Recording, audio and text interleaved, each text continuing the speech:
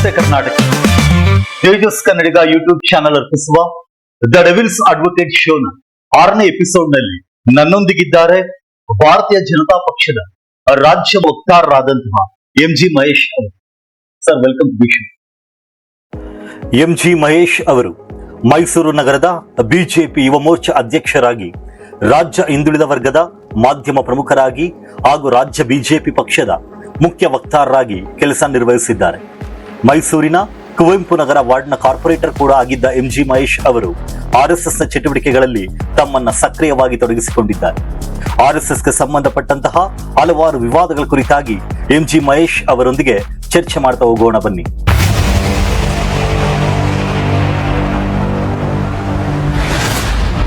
ನೀವು RSS ನಲ್ಲಿ ಹಿಂದೆ ಇದ್ರಿ ಅಂತಾನು ಕೇಳ್ಪಟ್ಟೆ. ಅಂಡ್ ನೀವು ಇವತ್ತಿಗೆ ಸಕ್ರಿಯವಾಗಿ ಬಿಜೆಪಿಯಲ್ಲೂ ಕೂಡ ತೊಡಗಿಸ್ಕೊಂಡಿದ್ದೀರಾ. ಆ ಕಾರಣಕ್ಕೆ ರಾಜಕೀಯ ಮತ್ತು RSS ಇವೆರಡು ವಿಷಯಕ್ಕೆ ಸಂಬಂಧಪಟ್ಟಂತೆ ನಾನು ಕೆಲವೊಂದು ಪ್ರಶ್ನೆಗಳನ್ನು ನಿಮ್ಗೆ ಕೇಳ್ತಾ ಹೋಗ್ತೀನಿ. ಸರ್, ಇವತ್ತಿಗೆ ಕರ್ನಾಟಕದಲ್ಲಿ ಅದರಲ್ಲೂ ಕೂಡ ಪ್ರಿಯಾಂಕ್ ಖರ್ಗೆ ಯಾವಾಗ ಕರ್ನಾಟಕದ ಹೋಮ್ ಮಿನಿಸ್ಟರ್ ಆಗ್ತಾರೆ, ಅವರು ಪ್ರತಿದಿನ ಕೂಡ RSS ಬಗ್ಗೆ ಮಾತಾಡ್ತಾ ಇರ್ತಾರೆ. ಅದೆಲ್ಲರಿಗೂ ಕೂಡ ಗೊತ್ತಿರುವಂತ ವಿಚಾರ.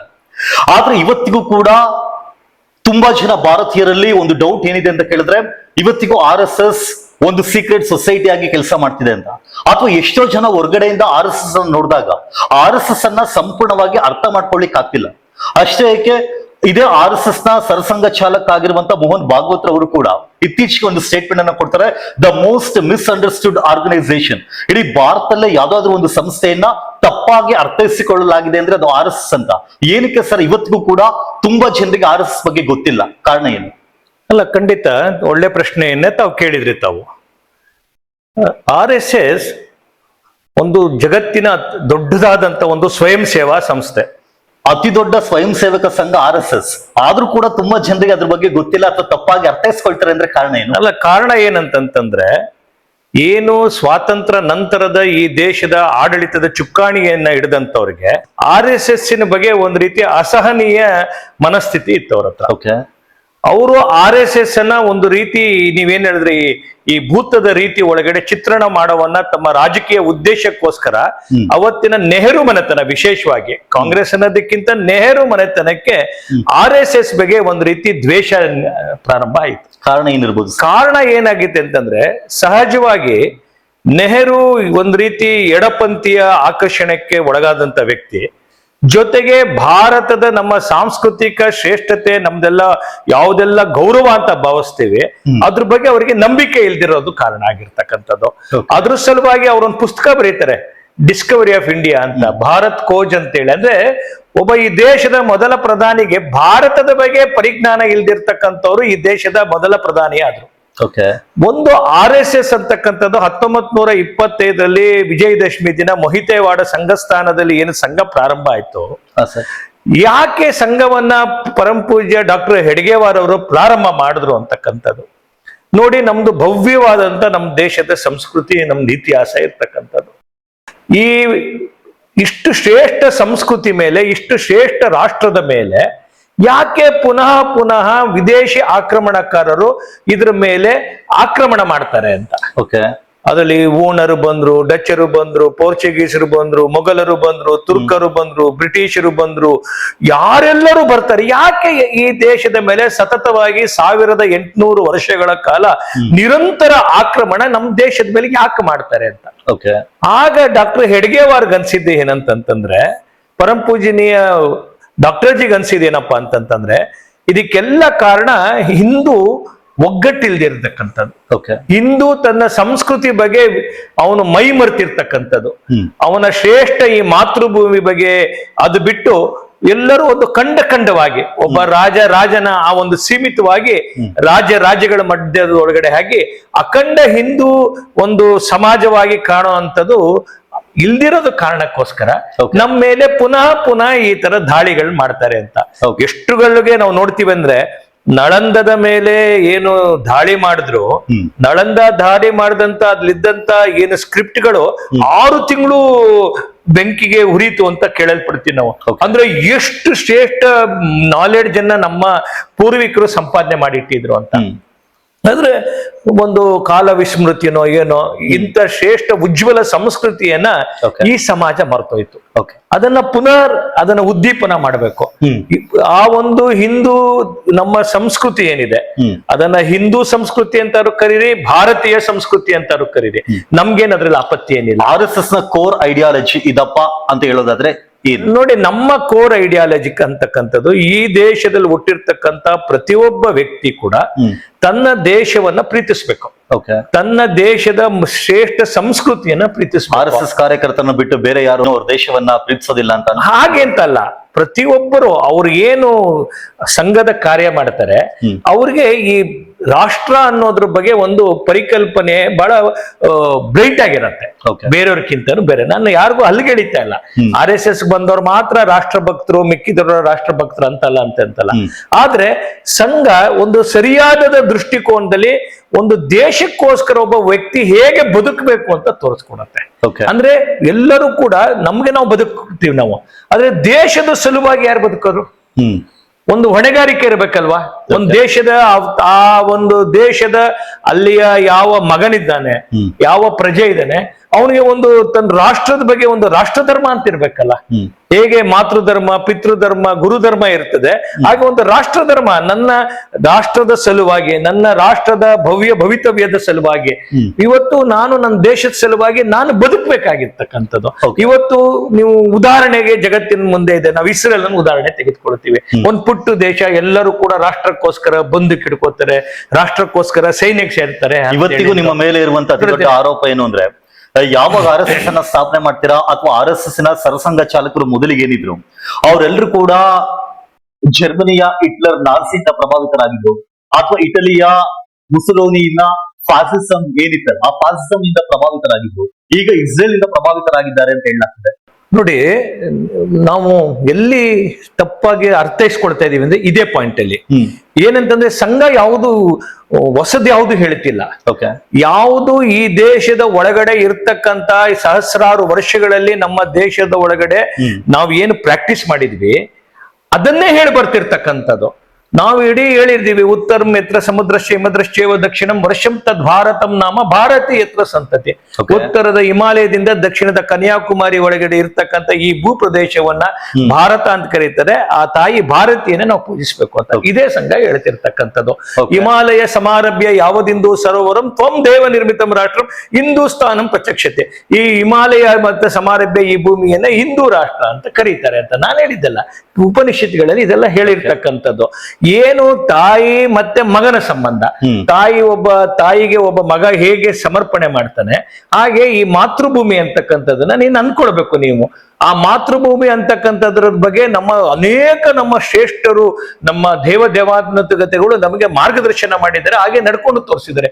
ಉದಾಹರಣೆಗೆ ನಮ್ಮೆಲ್ಲರ ಏನು ಹೃದಯದಲ್ಲಿ ಇರ್ತಕ್ಕಂಥ ಶ್ರೀರಾಮ, ಆತ ಜನನಿ ಜನ್ಮ ಭೂಮಿಶ್ಚ ಸ್ವರ್ಗಾದಪಿ ಗರಿಯಸಿ ಅಂತ ಹೇಳಿದ್ರು. ಎಲ್ಲಿ ಲಂಕಾದಲ್ಲಿ ಉಳ್ಕೊಳ್ಳಿ ಅಂತ. ಅಂದ್ರೆ ಜನ್ಮಭೂಮಿಗಿಂತ ಇನ್ಯಾವುದು ದೊಡ್ಡದಿಲ್ಲ ಅಂತಕ್ಕಂಥ ಮಾತನ್ನ ನಮ್ಮ ಪೂರ್ವಿಕರು, ನಮ್ಮ ಸಂತ ಮಹಂತರು, ನಮ್ಮ ರಾಜ ಮಹಾರಾಜರುಗಳು ನಮ್ಮ ಮುಂದೆ ಹಾಕಿ ಕೊಟ್ಟಿರ್ತಕ್ಕಂಥದ್ದು. ಅದೇ ವಿಚಾರವನ್ನ ಸಂಘ ಇವತ್ತು ಹೇಳ್ಕೊಂಡು ಹೋಗ್ತಾ ಇರೋದು. ನಾವು ಯಾವ್ದು ಮುಸೋಲಿನಿ, ಹಿಟ್ಲರು ಇರೋದು ಯಾವುದು ನಮ್ಮ ದೇಶಕ್ಕೆ ಅಗತ್ಯನೇ ಇಲ್ಲ. ಭಾರತನೇ ಜಗತ್ತಿಗೆ ಇವತ್ತು ಮಾರ್ಗದರ್ಶನ ಮಾಡ್ತಕ್ಕಂಥ. ಬಹುಶಃ ಈ ಜಗತ್ತಿನ ಒಳಗಡೆ ಯಾವ್ದಾದ್ರು ಒಂದು ರಾಷ್ಟ್ರ ಇದ್ರೆ ಜಗತ್ತಿನ ಅತ್ಯಂತ ಇಡೀ ವಿಶ್ವವನ್ನೇ ಒಂದು ಕುಟುಂಬ ಅಂತ, ವಸುದೈವ ಕುಟುಂಬ ಅಂತ ಭಾವಿಸಿರ್ತಕ್ಕಂಥವ್ರು ನಾವು. ಇಡೀ ಜಗತ್ತಿನ ಹಿತವನ್ನ ಬಯಸ್ತಕ್ಕಂಥದ್ದು. ಅಂದ್ರೆ ಸರ್ವೇ ಜನ ಸುಖಿನೋ ಭವಂತು ಸರ್ವೇ ಸಂತು ನಿರಾಮಯ. ಪ್ರತಿಯೊಬ್ಬ ಕೂಡ ವ್ಯಕ್ತಿಯ ಸಕಲ ಜೀವಿಯ ಔನ್ನತ್ಯವನ್ನ ಬಯಸ್ತಕ್ಕಂಥದ್ದು. ಬರೀ ಒಂದು ವ್ಯಕ್ತಿಯಲ್ಲ, ಸಕಲ ಜೀವಿಯ ಒಂದು ಒಳ್ಳೆಯದನ್ನ ಬಯಸ್ತಕ್ಕಂಥ ನಾವು ಗೊತ್ತಾಯ್ತಾನೆ. ಆ ಕಾರಣಕ್ಕೋಸ್ಕರ ನಮಗೆ ಸಂಘ ಹೇಳ್ಕೊಡ್ತಿರ್ತಕ್ಕಂಥದ್ದು ಈಶಾವಾಸ್ಯಂ ಇದಂ ಸರ್ವಂ, ಏನೆಲ್ಲವೂ ಇದೆ.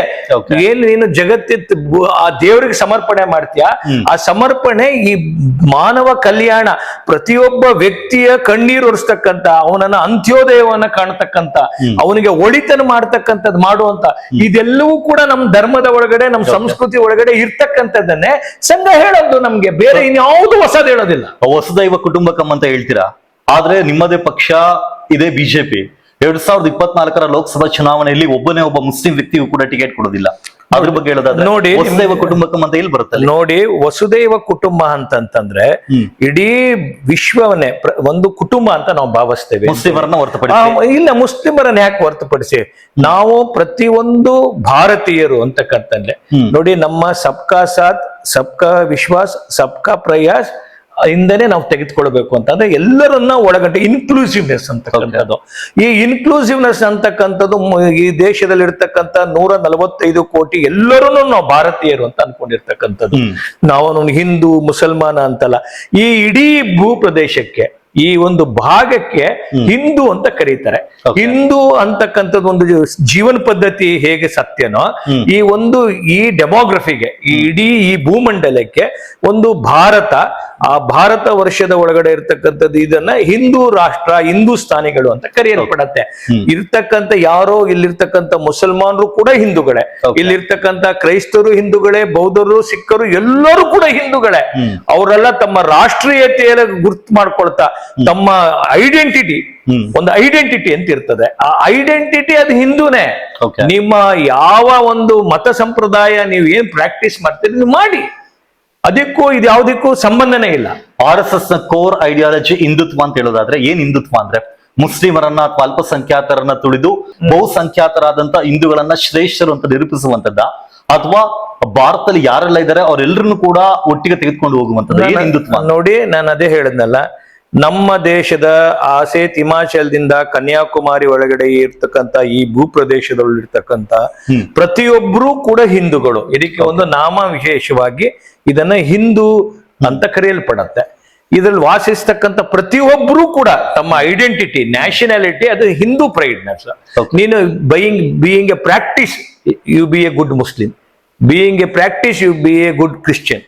ನೀನು ಒಬ್ಬ ಒಳ್ಳೆ ಮುಸಲ್ಮಾನಾಗು, ಒಂದು ಒಳ್ಳೆ ಕ್ರೈಸ್ತನಾಗು, ನಿನ್ನ ಮತ ಸಂಪ್ರದಾಯಗಳನ್ನ ಅತ್ಯಂತ ಪ್ರಾಮಾಣಿಕತೆಯಿಂದ ಸ್ವತಂತ್ರವಾಗಿ ಆಚರಣೆ ಮಾಡಕ್ಕೆ, ಅನುಕರಣೆ ಮಾಡ್ಲಿಕ್ಕೆ ಅವಕಾಶ ಇದೆ. ನಾವು ಅದನ್ನ ಪ್ರಶ್ನೆ ಮಾಡ್ತಿರ್ತಕ್ಕಂಥದ್ದಲ್ಲ. ನೀನು ಈ ದೇಶವನ್ನ ನಿನ್ನನ್ನು ಹೇಗೆ ಪ್ರೀತಿಸ್ತೀಯ, ಈ ದೇಶವನ್ನು ಕೂಡ ಅಷ್ಟೇ ಮಟ್ಟದಲ್ಲಿ ಪ್ರೀತಿಸ್ಬೇಕಾಗಿರ್ತಕ್ಕಂಥದ್ದು. ಯಾವುದೋ ಒಂದು ಮತಧರ್ಮ ಬದಲಾವಣೆ ಆಗಿದೆ ಅನ್ನೋ ಕಾರಣಕ್ಕೋಸ್ಕರ ನಿನ್ನ ರಾಷ್ಟ್ರೀಯತೆ ಬದಲಾವಣೆ ಆಗ್ಬೇಕು ಅಂತ ಏನಿಲ್ಲ, ಗೊತ್ತೈತೇನೆ? ನೋಡಿ, ಅನೇಕ ನಮ್ಮ ಇಂಡೋನೇಷಿಯಾ ಇದಾವೆ. ಇಂಡೋನೇಷಿಯಾ ಇವತ್ತು ಮುಸಲ್ಮಾನ್ ರಾಷ್ಟ್ರ, ಆದ್ರೆ ಅವತ್ತು ಅವರು ರಾಮಾಯಣವನ್ನ, ಮಹಾಭಾರತವನ್ನ, ಅವರು ನಮ್ಮ ಹಿಂದೂ ಮೌಲ್ಯಗಳನ್ನ ಆರಾಧಿಸ್ತಾನೆ. ಅವ್ರಿಗೆ ಅನೇಕ ಬಾರಿ ಕೇಳಿದ್ದು ಉಂಟು ಅವ್ರಿಗೆ, ನೀವೆಂತ ಮುಸಲ್ಮಾನ್ ರಾಷ್ಟ್ರ ಅಂತ. ಅವ್ರು ಹೇಳ್ತಾರೆ, we are change our religion but we are not change our forefathers ಅಂತ. ಪೂರ್ವಿಕರನ್ನ ನಾವು ಬದಲಾವಣೆ ಮಾಡಲ್ಲ ಅಂತ. ಅಂದ್ರೆ ಜಗತ್ತಿನಲ್ಲಿ ಯಾವುದೇ ರಾಷ್ಟ್ರದ ಮೇಲೆ ಆಕ್ರಮಣ ಮಾಡದೆ ಜಗತ್ತಿನ ಒಂದೇ ಒಂದು ರಾಷ್ಟ್ರ ಇದ್ರೆ ಅದು ಭಾರತ. ನೀವು ಜಗತ್ತಿನ ಇತಿಹಾಸವನ್ನ ತೆಗೆದು ನೋಡಿ, ನೀವು ಇತಿಹಾಸ ತೆಗೆದು ನೋಡಿದಂತ ಸಂದರ್ಭದಲ್ಲಿ ಬೇರೆ ಬೇರೆ ರಾಷ್ಟ್ರಗಳ ಮೇಲೆ ಪ್ರತಿಯೊಂದು ರಾಷ್ಟ್ರ ಆಕ್ರಮಣ ಮಾಡಿದೆ. ಆದ್ರೆ ಭಾರತ ಮಾತ್ರ ಯಾವುದೇ ಜಗತ್ತಿನ ಒಂದೇ ಒಂದು ರಾಷ್ಟ್ರದ ಮೇಲೆ ಆಕ್ರಮಣ ಮಾಡದೆ ಜಗತ್ತಿಗೆ ಪ್ರೀತಿಯನ್ನ ಕೊಂಡೋದಂತವ್ರು ನಾವು, ಜ್ಞಾನವನ್ನ ಕೊಂಡೋದಂತವ್ರು ನಾವು, ಯೋಗವನ್ನ ಕೊಂಡಂತವ್ರು ನಾವು, ಆಯುರ್ವೇದವನ್ನ ಕೊಂಡಂತವ್ರು ನಾವು. ಭಾರತದಲ್ಲಿ ಹೋದಂತ ಪ್ರತಿಯೊಬ್ರು ಈ ದೇಶದ ಸಾಂಸ್ಕೃತಿಕ ರಾಯಭಾರಿಗಳಾಗಿ ಇವತ್ತು ಜಗತ್ತಿನಲ್ಲೇ ಎಲ್ಲೆಡೆ ಇವತ್ತು ವಿಜೃಂಭಿಸ್ತಿದೆ. ಜಗತ್ತು ಯಾಕೆ ಭಾರತವನ್ನ ಇಷ್ಟಪಡತ್ತೆ ಅಂದ್ರೆ ಈ ಒಂದು ಕಾರಣಕ್ಕೋಸ್ಕರ. ಯಾಕೆ ಈ ಒಂದು ಕಾರಣ ಆಗ್ತಿದೆ ಅಂದ್ರೆ ಭಾರತದ ಸಂಸ್ಕೃತಿ, ನಮ್ಮ ವಿಚಾರ, ನಮ್ಮ ಏನು ಸಂಸ್ಕೃತಿಯ ಶ್ರೇಷ್ಠತೆ ಇದೆ ಅದು ಪ್ರತಿಯೊಬ್ಬ ಭಾರತೀಯ ಅದನ್ನ ಅಳವಡಿಸ್ಕೊಳ್ಬೇಕು. ನಾವೇನಾದ್ರು ಒಂದು ಸಣ್ಣ ಒಂದು ಭೂಮಿಯ ಕೆಲಸ ಮಾಡ್ಬೇಕು ಅಂದ್ರೆ ತಾಯಿಯನ್ನ ನಮಸ್ಕಾರ ಮಾಡ್ತೀವಿ, ಮನೆ ಕಟ್ಟಬೇಕಾದ್ರೆ ವಂದನೆ ಮಾಡ್ತೀವಿ, ಭೂಮಿ ತಾಯಿ ತೊಂದರೆ ಮಾಡ್ತಾ ಇದೀವಿ ಅಂತ. ಒಬ್ಬ ಕೃಷಿಕ ಅಂತ ಕೃಷಿ ಮಾಡೋಕ್ಕೂ ಮುಂಚೆ ಭೂಮಿಯನ್ನ ಆರಾಧನೆ ಮಾಡ್ತಾನೆ. ಅಂದ್ರೆ ಒಬ್ಬ ನಮ್ಮ ಮೌಲ್ಯಗಳು ಅಂತಕ್ಕಂಥದ್ದು ಯಾವುದೆಲ್ಲವೂ ಕೂಡ ಸಮಾಜದ ವ್ಯಕ್ತಿಗೆ ಒಳಿತಾಗತ್ತೆ. ಅದು ಯಾವ್ದಾರು ಇರ್ಬೋದು, ಈ ನೆಲದ ಮೌಲ್ಯಗಳನ್ನ ಯಾವುದೆಲ್ಲ, ಅದು ನೀರಿರ್ಬೋದು, ಅದು ಕಲ್ಲಿರ್ಬೋದು, ಅದು ಗಾಳಿ ಇರ್ಬೋದು, ಅದು ಯಾವುದೆಲ್ಲವೂ ಕೂಡ ಮನುಷ್ಯನಿಗೆ ಒಳಿತಾಗತ್ತೆ, ಪ್ರಕೃತಿಗೆ ಒಳಿತಾಗತ್ತೆ. ಅದನ್ನೆಲ್ಲ ದೇವರು ಅಂತ ನಾವು ಅನ್ಕೊಂಡಿದೀವಿ.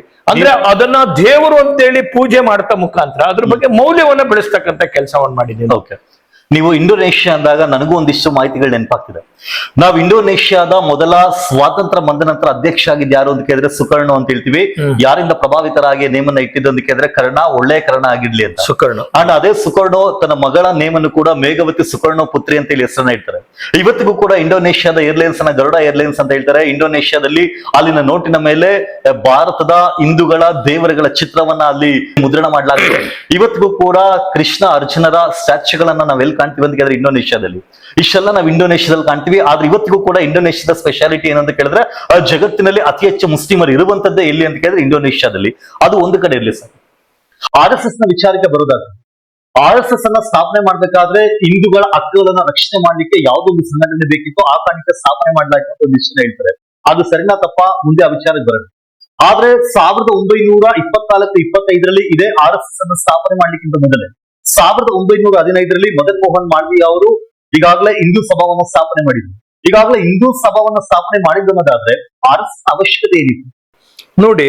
ಮದನ್ ಮೋಹನ್ ಮಾಳವೀಯ ಅವರು ಏನು ಪ್ರಯತ್ನ ಮಾಡಿದ್ರು, ಹಾಗೆ ಬಾಲಗಂಗಾಧರನಾಥ್ ತಿಲಕರು ಕೂಡ ಒಂದು ಪ್ರಯತ್ನ ಮಾಡಿದ್ರು. ಅವರು ಗಣೇಶೋತ್ಸವದ ಮುಖಾಂತರ ದೇಶ ಭಕ್ತಿಯನ್ನ ಉದ್ದೀಪನ ಮಾಡುವಂತ ಕೆಲಸವನ್ನ ಸಾರ್ವಜನಿಕ ಗಣಪತಿ ಜೊತೆ ಮಾಡಿದ್ರು. ಆ ಕಾಲಘಟ್ಟದ ಒಳಗಡೆ ಪ್ರತಿಯೊಬ್ಬರು ಕೂಡ ಈ ದೇಶವನ್ನ ಮೇಲಕ್ಕೆ ತೆಗೆದುಕೊಂಡು ಹೋಗ್ಬೇಕು, ಸ್ವಾತಂತ್ರ್ಯ ಸಿಗ್ಬೇಕು ಅಂತ ಅವ್ರದೇ ಆದ ದಾರಿಯ ಒಳಗಡೆ ಪ್ರಯತ್ನ ಮಾಡಿದ್ದು ಕೂಡ ಸತ್ಯ. ತುಂಬಾ ಜನ ಮಾಡಿದ್ದಾರೆ. ಆದ್ರೆ ಇಲ್ಲಿ ವೈಶಿಷ್ಟ್ಯಪೂರ್ಣ ಆಗಿರ್ತಕ್ಕಂಥದ್ದು ಇವೆಲ್ಲವೂ ಕೂಡ ಯಾವುದೆಲ್ಲವೂ ಒಂದು ಸಂಘಟನೆ ಮತ್ತೆ ಒಂದು ಮೂಮೆಂಟ್ ಅಂತ ಶುರು ಮಾಡ್ತಾರೆ, ಅದು ಎಲ್ಲವೂ ಕೂಡ ಆ ಒಂದು ಗುರಿಯನ್ನ ಮುಟ್ಟುತ್ತಾ ಇದ್ದಂಗೆ ಅದರ ಅಸ್ತಿತ್ವ ಕಳ್ಕೊಂಡ್ಬಿಡ್ತಿತ್ತು. ಆದ್ರೆ ಇದರಲ್ಲಿ ಮೊದಲ ಬಾರಿಗೆ ಡಾಕ್ಟರ್ ಹೆಡ್ಗೇವಾರ್ ಒಬ್ಬರು ಡಾಕ್ಟರ್ ಆಗಿ ಹಿಂದೂ ಸಮಾಜಕ್ಕೆ ಒಂದು ಒಳ್ಳೆ ಟ್ರೀಟ್ಮೆಂಟ್ ಅನ್ನ ಕೊಡಬೇಕು, ಒಂದು ಚಿಕಿತ್ಸೆ ಕೊಡಬೇಕು. ತನ್ನ ಮೂಲಕ ಈ ಸಮಾಜದ ಮೇಲೆ ಮತ್ತೊಮ್ಮೆ ಇನ್ಯಾರು ಕೂಡ ದಾಳಿ ಮಾಡದೇ ಇರೋಷ್ಟಕ್ಕೆ ಈ ಸಮಾಜ ಸಶಕ್ತ ಆಗ್ಬೇಕು. ಆದ್ರೆ ಎಲ್ಲರೂ ಹೇಳ್ತಿರುವಂತದ್ದು ಮುಸ್ಲಿಮರನ್ನ ವಿರೋಧ ಮಾಡ್ಬೇಕು ಅಂತಾನೆ ಹೆಡ್ಗೇವಾರ್ ಇದನ್ನ ಸ್ಥಾಪನೆ ಮಾಡಿದ್ರು. ಸಾಧ್ಯನೇ ಇಲ್ಲ ಸರ್. ನಾನು ಒಂದು ಸ್ಟೋರಿ ಹೇಳಲಿಕ್ಕೆ ಇಷ್ಟಪಡ್ತೀನಿ. 1923, ಕಾರಣ ಅದಕ್ಕಿಂತ ಹಿಂದೆ ಇದೇ ಹೆಡ್ಗೇವಾರ್ ಅವರು ಕೂಡ ಯಾವ್ದ್ರಲ್ಲಿದ್ರು ಅಂದ್ರೆ ಕಾಂಗ್ರೆಸ್ ನಲ್ಲೇ ಇದ್ದಂತ ವ್ಯಕ್ತಿ. ಆಮೇಲೆ ಕಾಂಗ್ರೆಸ್ ಅನ್ನ ಬಿಟ್ಟು ಇದನ್ನ ಸ್ಥಾಪನೆ ಮಾಡುವಂತದ್ದು. 1923 ಲಕ್ಷ್ಮೀ ಪೂಜೆ ನಡೆಯುವಂತ ದಿನ ನಾಗ್ಪುರದಲ್ಲಿ ಅವತ್ತಿಗೆ ಹಿಂದೂಗಳೆಲ್ಲ ಒಂದು ಪ್ರೊಸೆಷನ್ ಹೋಗ್ತಾರೆ. ಆ ಪ್ರೊಸೆಷನ್ ಹೋಗ್ಬೇಕಾದ್ರೆ ಯಾವಾಗ ಮುಸ್ಲಿಮರ ಆ ಒಂದು ಮೊಹಲಾದಲ್ಲಿ ಹೋಗ್ಲಿಕ್ಕೆ ಪ್ರಾರಂಭ ಮಾಡ್ತಾರೆ, ಅಲ್ಲಿದ್ದಂತ ಮುಸ್ಲಿಂ ಒಂದಿಷ್ಟು ಜನ ಯುವಕರು ಏನ್ ಮಾಡ್ತಾರೆ ಅಂದ್ರೆ ಕಡ್ಡಿಗಳನ್ನ ಇಟ್ಕೊಂಡು ಹೊಡಿಲಿಕ್ಕೆ ಬರ್ತಾರೆ. ಅದಾದ ನಂತರ ಇವ್ರೇನ್ ಅನ್ಕೊಳ್ತಾರೆ, ಹಿಂದೂಗಳನ್ನ ಜಾಗೃತಿಗೊಳಿಸಬೇಕು, ಇನ್ನು ಹಿಂದೂಗಳನ್ನ ಯುನೈಟ್ ಮಾಡ್ಬೇಕು ಅಂತೇಳಿ 1925 ಇದೇ RSS ಅನ್ನ ಸ್ಥಾಪನೆ ಮಾಡ್ಲಾಯ್ತು. ಅದಾದ ನಂತರ ಶಾಖೆಗಳನ್ನ ಪ್ರಾರಂಭ ಮಾಡ್ತಾರೆ, ಟ್ರೈನಿಂಗ್ ಅನ್ನ ಕೊಡ್ತಾ ಹೋಗ್ತಾರೆ. ಮಾರ್ಷಲ್ ಆರ್ಟ್ ಆಗಿರ್ಲಿ ಅಥವಾ ಬೇರೆ ಬೇರೆ ಭಾರತೀಯ ಮೂಲದ ಆಟಗಳೇನಿತ್ತು ಅದ್ರ ಬಗ್ಗೆ ತಿಳಿಸ್ಕೊಡ್ತಾ ಹೋಗ್ತಾರೆ. ಇದೇ ಮುಂದುವರೆದು 1927 ಇದೇ ರೀತಿ ಇನ್ನೊಂದು ಘಟನೆ ನಡೆಯುತ್ತೆ. ಆಗ ಅವತ್ತಿಗೆ ಮುಸ್ಲಿಮರು ಹಿಂದೂಗಳ ಮನೆಗಳನ್ನ ದೋಚಲಿಕ್ಕೆ ಪ್ರಯತ್ನ ಪಡ್ತಾರೆ. ಆಗ ಹಿಂದೂ ಯುವಕರು ಅವತ್ತಿಗೆ ಕಡ್ಡಿಯನ್ನ ಲಾಠಿಯನ್ನ ಹಿಡಿದು ಆ ಮುಸ್ಲಿಮರು ಎದುರಿಸಿ ನಿಲ್ತಾರೆ. ಹೆಡ್ಗೇವಾರ್ ಅವರು ತುಂಬಾ ಖುಷಿ ಪಡ್ತಾರೆ. ಅದ್ರ ಅರ್ಥ ಯಾರೋ ಒಂದಿಷ್ಟು ಜನರನ್ನ ವಿರುದ್ಧ ಹಿಂದೂಗಳನ್ನ ರಕ್ಷಣೆ ಮಾಡ್ಬೇಕು ಅಂತ, ಅಥವಾ ಮುಸ್ಲಿಮರನ್ನ ಸಾಧ್ಯ ಆದಷ್ಟು ಕೂಡ ಅವರ ಶಕ್ತಿಯನ್ನ ಕಡಿಮೆ ಮಾಡ್ಬೇಕು ಅಂತ ಹೇಳಿ ಸ್ಥಾಪನೆ ಮಾಡಿದ್ರು ಅಂತ ಅನ್ಸಲ್ವಾ? ಅಲ್ಲ ನೋಡಿ, ನಿಮ್ಗೆ ದಂಡಸ್ಯಾಯ ಭಯಾಸುರಂ ಅಂತ ಒಂದು ಹೇಳ್ತಾರೆ, ದಂಡದ ಭಯ ಇರಬೇಕು ಅಂತ ಹೇಳಿ.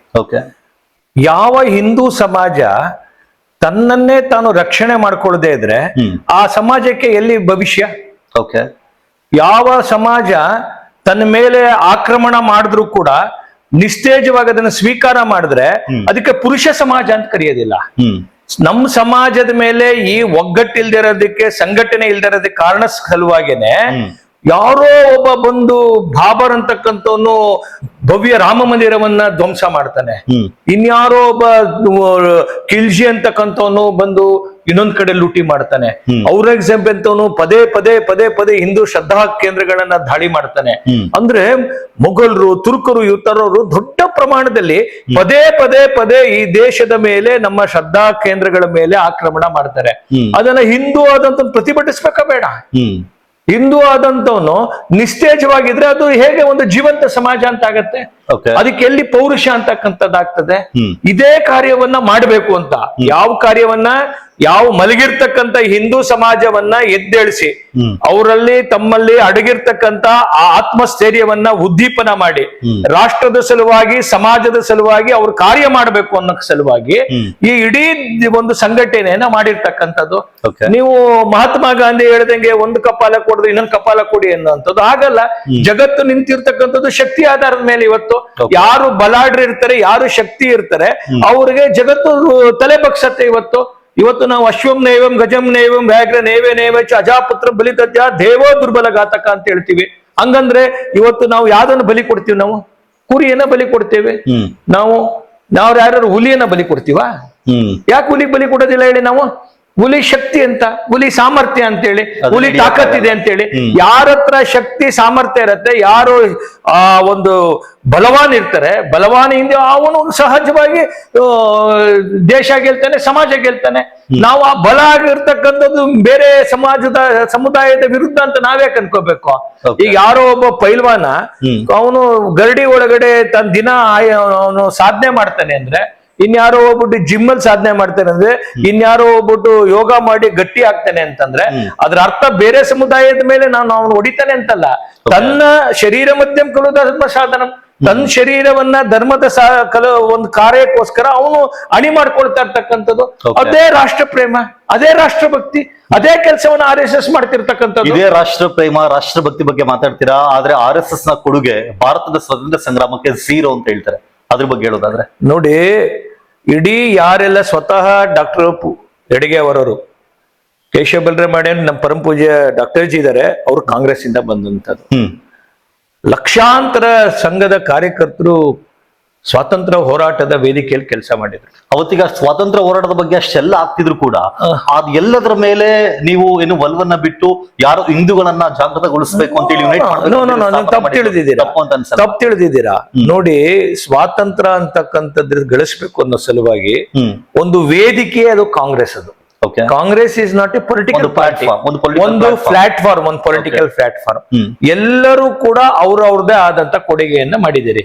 ನೀವು ಇಲ್ಲಿ ಯಾರು ಸ್ವತಂತ್ರ ಹೋರಾಟಗಾರರ ಪಟ್ಟಿ ಕೇಳಿದ್ರಿ, ಅದರಲ್ಲಿ ನಾನು ಮೊದಲನೇದಾಗಿ ವೀರ ಸಾವರ್ಕರ್ ಬಗ್ಗೆ ಹೇಳಿದೆ.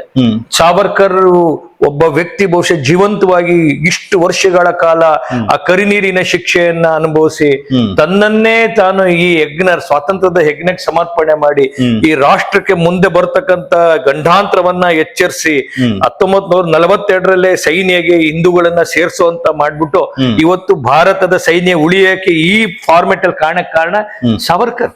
ದೇಶದ ಸಲುವಾಗಿ ಬ್ರಿಟಿಷರನ್ನ ಕಿತ್ತೊಗಿಲಬೇಕು ಅಂತೇಳಿ ಸಶಸ್ತ್ರ ಕ್ರಾಂತಿಯನ್ನ ಮಾಡಿ ಅವತ್ತೊಂದು ದಿನಕ್ಕೆ ಭಾರತದ ತಿರಂಗವನ್ನ ಆರಿಸಿ ತನ್ನೆಲ್ಲ ಹೋರಾಟವನ್ನ ಮಾಡಿದಂತ ಸುಭಾಷ್ ಚಂದ್ರ ಬೋಸ್ ಒಂದ್ ಕಡೆ, ಯಾರು ನನಗೆ ರಕ್ತ ಕೊಡಿ ನಾನು ಅದಕ್ಕೆ ಸ್ವಾತಂತ್ರ್ಯ ಕೊಡ್ತೀನಿ ಅಂತಕ್ಕಂತ ಹೇಳಿದಂತ ಪಟೇಲ್ರು ಒಂದ್ ಕಡೆ, ಗೊತ್ತಾಯ್ತಾನೆ. ಒಂದ್ ಕಡೆ ಗಣೇಶೋತ್ಸವದ ಮುಖಾಂತರ ಯುವಕರಲ್ಲಿ ಸಾರ್ವಜನಿಕ ಗಣೇಶಗಳನ್ನ ನೀಡ್ತಾ ಸ್ವಾತಂತ್ರ್ಯದ ಒಂದು ಉದ್ದೀಪನ ಮಾಡಿದಂತ ಒಂದ್ ಕಡೆ ಪೊಲಿಟಿಕಲ್ ಐಜಾಕ್ ಅಂತಲ್ಲ. ನಿಮ್ಗೆ ಇವೆಲ್ಲ ಲೆಕ್ಕ ಇಲ್ಲ. ನಿಮ್ಗೆ ಒಂದ್ ವಿಷಯ ಹೇಳ್ತಿ ಕೇಳಿ. ಒಂದ್ ಕಡೆ ಆದ್ರೆ ಯಾವುದೂ ಇಲ್ದೆ ಒಂದು ಮಹಾತ್ಮ ಗಾಂಧಿ ಅವರಿಗೆ ಪ್ರಿಯ ಅನ್ನೋ ಒಂದೇ ಕಾರಣಕ್ಕೆ ಮಾಡಿದೆ, ಯಾವುದೇ ದೀರ್ಘಾವಧಿ ಸಂಘರ್ಷದಲ್ಲೂ ಇಲ್ದೆ ಬರೀ ಕಾಸ್ಮೆಟಿಕ್ ಲೀಡರ್ ಆಗ್ಬಿಟ್ಟು ಜನರ ವಿರೋಧದ ಮಧ್ಯದ ಒಳಗಡೆ ಅವತ್ತಿನ ಕಾಂಗ್ರೆಸ್ಸಿನ ಎಲ್ಲರೂ ಕೂಡ ಅವರನ್ನ ತಿರಸ್ಕಾರ ಮಾಡಿದ್ರು ಕೂಡ ಮೋದಿ ಯಾರು ಈ ಮಹಾತ್ಮ ಗಾಂಧಿಯವರ ಒಂದು ಇಷ್ಟದ ಕಾರಣಕ್ಕೋಸ್ಕರ ಅವರು ಪ್ರಧಾನಿ ಆಗಿರ್ತಕ್ಕಂಥದ್ದು ನೆಹರು ಬಿಟ್ರೆ ಅವ್ರ ಕೊಡುಗೆ ಶೂನ್ಯ. ಹೆಡ್ಗೇವಾರ್ ಅವರು ಕಾಂಗ್ರೆಸ್ ಅನ್ನ ಬಿಟ್ಟು ಬರ್ಲಿಕ್ಕೆ ಕಾರಣ ಏನು? ಕಾಂಗ್ರೆಸ್ ಯಾವಾಗ ದೇಶದ ವಿಚಾರದ ಒಳಗಡೆ ಬಂದಂತ ಸಂದರ್ಭದೊಳಗಡೆ ಕಾಂಗ್ರೆಸ್ಗೆ ಒಂದು ಭ್ರಮೆ ನಿರ್ಮಾಣ ಆಗ್ಬಿಟ್ಟಿತ್ತು.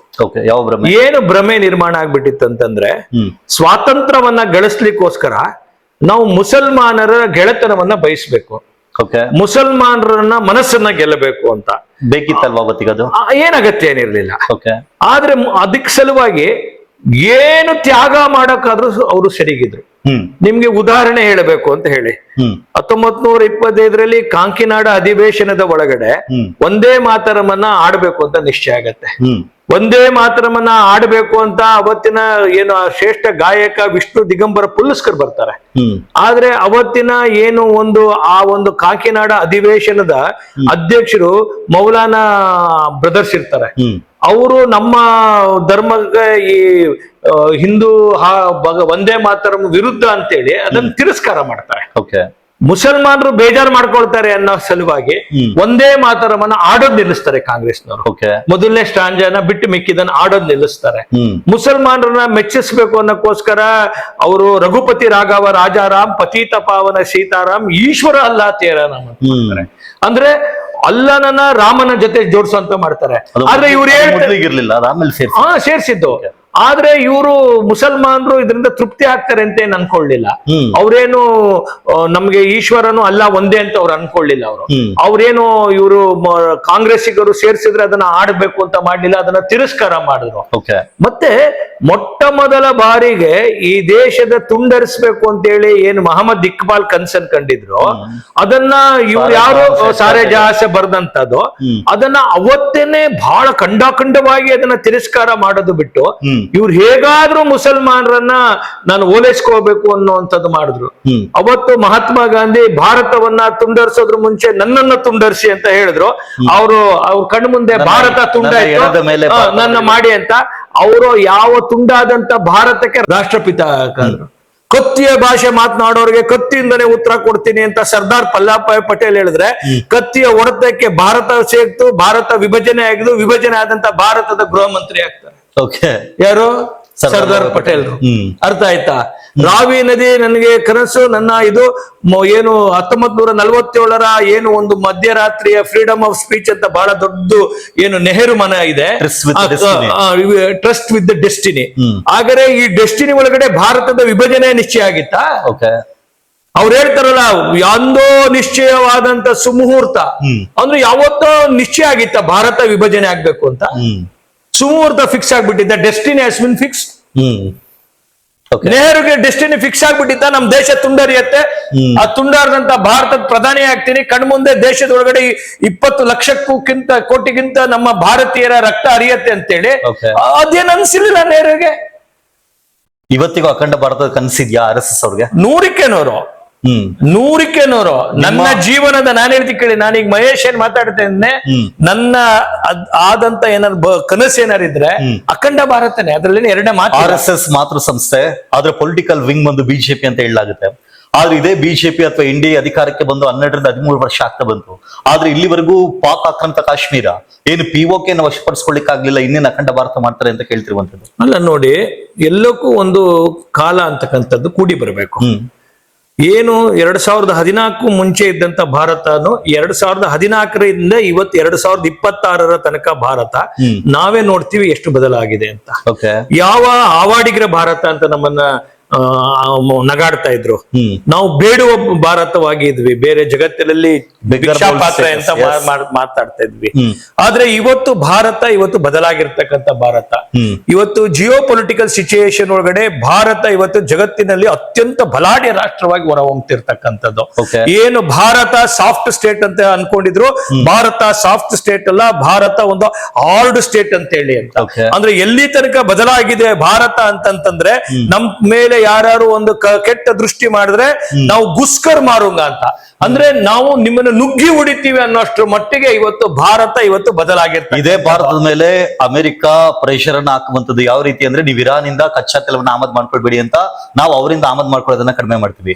S-400 ಮಿಸೈಲ್ ಸಿಸ್ಟಮ್ ಅನ್ನ ನಾವು ರಷ್ಯಾದಿಂದ ಆಮದು ಮಾಡ್ಕೊಳ್ತೀವಿ ಅಂತ ಬಂದಾಗ, ಇದೇ ಡೊನಾಲ್ಡ್ ಟ್ರಂಪ್ ನೀವೇನಾದ್ರೂ ಆಮದು ಮಾಡ್ಕೊಂಡ್ರೆ ಭಾರತ ಮೇಲೆ ಎಕನಾಮಿಕ್ ಸ್ಯಾಂಕ್ಷನ್ಸ್ ಅನ್ನ, ಆರ್ಥಿಕ ದಿಗ್ಬಂಧನವನ್ನ ಹಾಕ್ತೀನಿ ಅಂತ ಹೇಳಿದಾಗ, ಅದಕ್ಕೆ ಎದುರಿ ನಾವು S-400 ಮಿಸೈಲ್ ಅನ್ನ ಆಮದು ಮಾಡ್ಕೊಳ್ಳೋದನ್ನ ಕಡಿಮೆ ಮಾಡ್ತೀವಿ ಅಂತ ನೋಡೋದಾದ್ರೆ, ಇವತ್ತಿಗೂ ಭಾರತ ಹಾರ್ಡ್ ಸ್ಟೇಟ್ ಆಗಿ ಉಳಿದಿದ್ಯಾ? 100ಕ್ಕೆ 100. ನೋಡಿ, ಭಾರತದ ಹಿತ ಫಸ್ಟ್. 145 ಕೋಟಿ ಭಾರತೀಯರು ನಮ್ಮ ಸಾವರನಿಟಿ ಏನಿದೆ, ಅದಕ್ಕೆ ಜಗತ್ತಿನ ಯಾವುದೇ ಶಕ್ತಿ ಕೂಡ ಅದನ್ನ ನಮ್ಮನ್ನ ಅಲ್ಲಾಡ್ಸಕ್ ಸಾಧ್ಯ ಇಲ್ಲ. ಅಮೆರಿಕ ಅಲ್ಲ, 100 ಅಮೆರಿಕ 100 ಟ್ರಂಪ್ ಬಂದ್ರು ಕೂಡ ಭಾರತದ ಈ ಸ್ಥೈರ್ಯ, ಈ ಗಟ್ಟಿತನವನ್ನ ಯಾರು ಅದನ್ನ ವಿಧ್ವಂಸ ಮಾಡ್ಲಿಕ್ಕೆ ಆಗೋದಿಲ್ಲ. ಅಮೆರಿಕ 100 ಹೇಳಿ ನಾವೇನ್ ಕೊಂಡ್ಕೊಳಕ್ ನಿಲ್ಸ್ತಿಲ್ಲ. ಭಾರತದ ಹಿತಕ್ಕೆ ಅನುಗುಣವಾದಂತ ಇರಾನ್ ಆಮದು ಮಾಡ್ಕೊಳ್ಳೋದು ಕಡಿಮೆ ಆಗಿದೆ. ಯಾವುದಿಲ್ಲ. ಇರಾನ್ ಕಡಿಮೆ ಬೆಲೆ ಕೊಡ್ತೀವಿ ನೋಡಿ ಅಂತ ಹೇಳಿದ್ರು. ನಿಮ್ಗೊಂದು ವಿಷಯ ಹೇಳ್ತೀನಿ, ನಮ್ ಎನರ್ಜಿ, ನಮ್ ಸಾವರನಿಟಿ, ನಮ್ಮ ಇಂಧನದ ಸಾರ್ವಭೌಮತ್ವಕ್ಕೆ ಯಾವ ರಾಷ್ಟ್ರ ಕೂಡ ನಮ್ಗೆ ಅಡ್ಡಿ ಆಗಿದ್ರೆ ನಾವು ಒಪ್ಪೋದಿಲ್ಲ. ಅದು ಅಮೆರಿಕ ಇರ್ಬೋದು, ಅದು ಯುರೋಪಿಯನ್ ಯೂನಿಯನ್. ನಿನ್ನೆ ಜೈಶಂಕರ್ ಅವರು ಯುರೋಪಿಯನ್ ಯೂನಿಯನ್ಗೆ ಹೇಳಿದ್ದಾರೆ, ನೀವು ಹೇಗೆ ನಿಮ್ಮ ದ್ವಿಮುಖ ನೀತಿ ಅಂತಕ್ಕಂಥದ್ದನ್ನ ಹೇಳಿದ್ದಾರೆ. ನಿಮ್ಮ ಶಸ್ತ್ರನ ಭಾರತದ ಮೇಲೆ ನೀವು ಅದನ್ನು ಉಪಯೋಗ ಕೊಡ್ತೀರಿ, ನಾವು ಇರಾನಿಂದ ತೈಲ ತೆಗೆದುಕೊಂಡ್ರೆ, ರಷ್ಯಾದಿಂದ ತೈಲ ತೆಗೆದುಕೊಂಡ್ರೆ ನಿಮ್ಮ ಡಬಲ್ ಸ್ಟ್ಯಾಂಡರ್ಡ್ ಬಗ್ಗೆ ನಿನ್ನೆ ಮಾತನಾಡಿರ್ತಕ್ಕಂಥದ್ದು ಹೇಳಿದೆ ನಾವು. ಆದ್ರೆ ಇಲ್ಲಿ ಬಹಳ ಸ್ಪಷ್ಟವಾಗಿರ್ತಕ್ಕಂಥದ್ದು ಏನಪ್ಪಾ ಅಂತಂತಂದ್ರೆ, ಇವತ್ತು ಭಾರತ ಮೊದಲ ಭಾರತ ಅಲ್ಲ, ಇವತ್ತು ನೀಡುವ ಭಾರತ ಆಗಿ ಪರಿವರ್ತನೆ ಆಗಿರ್ತಕ್ಕಂಥದ್ದು. ಜಗತ್ತಿನ ಒಳಗಡೆ ಒಂದು ಕಾಲದಲ್ಲಿ ಒಂದು ಇಂಜೆಕ್ಷನ್ಗೆ, ಒಂದು ಕಾಲರದ ಮಾತ್ರೆಗೆ, ಒಂದು ಪ್ಲೇಗ್ಗೆ ಇವತ್ತು ನಾವು ಭಿಕ್ಷಾಪಾತ್ರೆ ಎತ್ಕೊಂಡು ನಮ್ಗೆ ಔಷಧಿ ಕೊಡಿ ಅಂತ ಕೇಳ್ತಿದ್ವಿ. ಕೊರೋನಾದಂತ ಈ ಮಹಾಮಾರಿ ಬಂದಾಗ ಭಾರತ 100ಕ್ಕೂ ಹೆಚ್ಚು ರಾಷ್ಟ್ರಗಳಿಗೆ ನಾವೇ ಸ್ವಯಂ ಅದಕ್ಕೆ ಲಸಿಕೆಯನ್ನ ಕಂಡುಹಿಡಿದು ಜಗತ್ತಿಗೆ ನಾವು ಆ ಲಸಿಕೆ ನಾವು ಸಾಯ್ತಾ ಇರೋದು ಅಂತಂತಲ್ಲ. ನೋಡಿ, ನಮ್ದು ವಸುದೈವ ಕುಟುಂಬಕಂ ಅಂತ ಕಲ್ಪನೆ ಏನ್ ಇಟ್ಕೊಂಡಿದೀವಿ, ಪ್ರತಿಯೊಬ್ಬ ವ್ಯಕ್ತಿಯ ಜಗತ್ತಿನ ಹಿತದ ಒಳಗಡೆ ಭಾರತದ ಪಾತ್ರ ಇರಬೇಕು ಅಂತೇಳಿ. ಮಾನವ ಕಲ್ಯಾಣನೇ ಗೊತ್ತಾಯ್ತೇನೆ, ನಾವು ಮಾತ್ರ ಚೆನ್ನಾಗಿರ್ಬೇಕು ಅಂತಂತಲ್ಲ. ನಮ್ಮ ಇಡೀ ನಮ್ಮ ಡಾಕ್ಟ್ರಿನ್ ಏನಿದೆ ಇವತ್ತು, ನಮ್ದು ನ್ಯೂಕ್ಲಿಯರ್ ಡಾಕ್ಟ್ರಿನ್ ಇರ್ಬೋದು, ನೀವು ಮೊನ್ನೆ ನೋಡಿರ್ಬೋದು, 12 ಮೊದಲು ನೋ ಫಸ್ಟ್ ಯೂಸ್ ಪಾಲಿಸಿ ಇತ್ತು. ಆ ತರದೀಗ ಇಲ್ಲ. ನಮ್ಮನ್ನ ಯಾರು ಹೊಡಿಬೇಕು ಅಂತ ಬಂದ್ರೆ ನಾವು ಅದನ್ನು ನಾವ್ ಹೇಳಿದ್ನಲ್ಲ, ನಮ್ ಗುಸ್ಕರ್ ಮಾಡೋಂಗ ಅಂತ ಹೇಳಿದ್ವಿ, ನಮ್ ಡಾಕ್ಟ್ರಿನ್ ಚೇಂಜ್ ಮಾಡಿದ್ವಿ. ನಮ್ದು ಇವತ್ತು ನ್ಯೂಕ್ಲಿಯರ್ ವಾರೆಟ್ಸ್ ಗಳು 12 ಕಡೆ ಇದೆ ಅಂತ ಒಂದ್ ಮೊನ್ನೆ ವರದಿ ನಿಮ್ಗೆ ನೋಡಿರ್ಬೋದು. ಅಂದ್ರೆ ಇವತ್ತು ಮೊದಲ ಭಾರತ ಅಲ್ಲ, ಇವತ್ತು ಯಾವ ಭಾರತ ನಾವು ನೋಡಿದ್ವಿ ತನ್ನ ರಾಷ್ಟ್ರಕ್ಕಿಂತ ಬೇರೆಯವರಿಗೆ ಎಲ್ಲ ಕೊಡುಗೆ ಕೊಡುವಂತದ್ದಾಗಿರ್ತಕ್ಕಂಥದ್ದು. ಒಂದು ಕಾಲ ನಮ್ಮ ದೇಶಕ್ಕೆ ಯುನೈಟೆಡ್ ನೇಷನ್ ಸೆಕ್ಯೂರಿಟಿ ಕೌನ್ಸಿಲ್ ಇಂದ ಮೆಂಬರ್ ಬಂದಿತ್ತು. ಆದ್ರೆ ನೆಹರು ಅವರ ಬ್ಲಂಡರಿನ ಕಾರಣಕ್ಕೋಸ್ಕರ ಇವತ್ತು ನಾವು ಚೈನಾಗೆ ಬಿಟ್ಕೊಡುವಂತ ಕೆಲಸ. ಅವತ್ತು ಅಕ್ಸೈ ಚೀನ್ ಬಗ್ಗೆ ಇರ್ಬೋದು, ಅಕ್ಸೈ ಚೀನ್ ವಿಚಾರದಲ್ಲಿ ಇರ್ಬೋದು. ಇವತ್ತು ಪಾಕ್ ಆಕ್ರಮಿತ ಕಾಶ್ಮೀರ ಈ ಆಗ್ಲಿಕ್ಕೆ ಯಾರು ಕಾರಣ? ಪಾಕ್ ಆಕ್ರಮಿತ ಕಾಶ್ಮೀರದ ಇವತ್ತು 2 ಸದನದ ಒಳಗಡೆ ಯುನಾನಿಮಸ್ ರೆಸಲ್ಯೂಷನ್ ಇದೆ. ಏನಂತ ಕಾರಣಕ್ಕೆ ನೀವು ಅದ್ರ ಮೇಲೆ ರಾಜಕಾರಣವನ್ನ ಮಾಡಿ ಅಧಿಕಾರಕ್ಕೆ ಬಂದ್ರಿ? ಇಲ್ಲ, ನಾವು ಏನು ನೋಡಿ, ಈ ದೇಶದ ಒಳಗಡೆ ಒಂದು ರಾಜಕೀಯ ಪಾರ್ಟಿ ತನ್ನ ವಿಚಾರಕ್ಕೋಸ್ಕರ ಒಂದು ರಾಜಕೀಯ ಪಾರ್ಟಿ ಮಾಡದಂತದ್ದು. ಏನು ಕಾಶ್ಮೀರ ಕೊಟ್ಟಂತ 370ನೇ ವಿಧಿ ತೆಗಿಬೇಕು ಅನ್ನೋಕ್ಕೋಸ್ಕರ ಒಂದು ರಾಜಕೀಯ ಪಾರ್ಟಿಯಾಗಿ ಪ್ರಾರಂಭ ಮಾಡ್ತೀವಿ ನಾವು. ನಮ್ಮ ಮೊದಲ ಅಧ್ಯಕ್ಷರು ಅದಕ್ಕೋಸ್ಕರ ಬಲಿದಾನವನ್ನ ಮಾಡುವಂತ ಇದೆ. ಶ್ಯಾಮ್ ಪ್ರಸಾದ್ ಮುಖರ್ಜಿ ಅವರ ಬಲಿದಾನ ಆಯ್ತಲ್ಲಿ. ನಾವು ಏನು ಕಾಶ್ಮೀರದ ವಿಚಾರದಲ್ಲಿ ನಾವು ತೆಗೆದುಕೊಂಡು ಏನು ಅವತ್ತು ದಿನ 1950ರಲ್ಲಿ ಏನು ಪಾರ್ಟಿಯನ್ನ ಪ್ರಾರಂಭ ಮಾಡಿದ್ವಿ, ಅವತ್ತು ಕಾಂಗ್ರೆಸ್ಸಿನ ನೀತಿಗಳೇನಿತ್ತು, ಮುಸಲ್ಮಾನರನ್ನ ಓಲೈಕಬೇಕು, ಮತ್ತೆ ಈ ರಾಷ್ಟ್ರದ ಸಲುವಾಗಿ ಅವ್ರು ಯಾವ ನೀತಿಗಳು ಕೂಡ ರಾಷ್ಟ್ರವನ್ನ ಸಂರಕ್ಷಣೆ ಮಾಡಬೇಕು, ರಾಷ್ಟ್ರನ ಸದೃಢಗೊಳಿಸಬೇಕು ಅಂತ ಯೋಚನೆನೇ ಮಾಡಿರ್ಲಿಲ್ಲ. ಏನ್ ದೇಶದ ಸಂವಿಧಾನ ಕೊಟ್ಟಂತ ಪೂಜೆ ಬಾಬಾ ಸಾಹೇಬ್ ಅಂಬೇಡ್ಕರ್ ಅವರು ಅನೇಕ ಈ ತರದನ್ನ ತಮ್ಮ ಪುಸ್ತಕದಲ್ಲಿ ಬರೆದಿದ್ರು. ಕಾಂಗ್ರೆಸ್ನ ದಲಿತರಿಗೆ ಕರೆ ಕೊಟ್ರು, ಕಾಂಗ್ರೆಸ್ನ ನಂಬೇಡಿ, ನೆಹರು ಮನೆತನವನ್ನ ನಂಬೇಡಿ, ಅವರು ಮೋಸಗಾರರು, ನಿಮ್ಮನ್ನ ದಾರಿ ತಪ್ಪಿಸ್ತಾರೆ ಅಂತೇಳಿ. ನಾವು ಬರೋ ತನಕ ಬಾಬಾ ಸಾಹೇಬ್ ಅಂಬೇಡ್ಕರ್ ಅವರಿಗೆ ಒಂದು ಭಾರತ ರತ್ನವನ್ನ ಕೊಡೋದಿಲ್ಲದೆ ಸ್ವಯಂ ಅವರೇ ಭಾರತ ರತ್ನ ತೆಗೆದುಕೊಂಡ್ರು. ನೆಹರು ತೆಗೆದುಕೊಂಡ್ರು, ಇಂದಿರಾ ಗಾಂಧಿ ತೆಗೆದುಕೊಂಡ್ರು, ಎಲ್ಲರೂ ತೆಗೆದುಕೊಂಡ್ರು.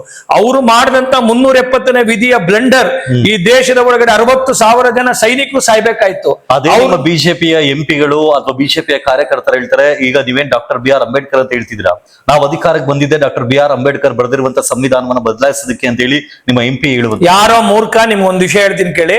ಯಾರು ಸೂರ್ಯ ಚಂದ್ರ ಇರೋ ತನಕ ಈ ದೇಶದ ಸಂವಿಧಾನ ಹೀಗೆ ಇದ್ದೇ ಇರುತ್ತೆ. ಪೂಜ್ಯ ಬಾಬಾ ಸಾಹೇಬ್ ಅಂಬೇಡ್ಕರ್ ಹೀಗೆ ಇರ್ತಾರೆ.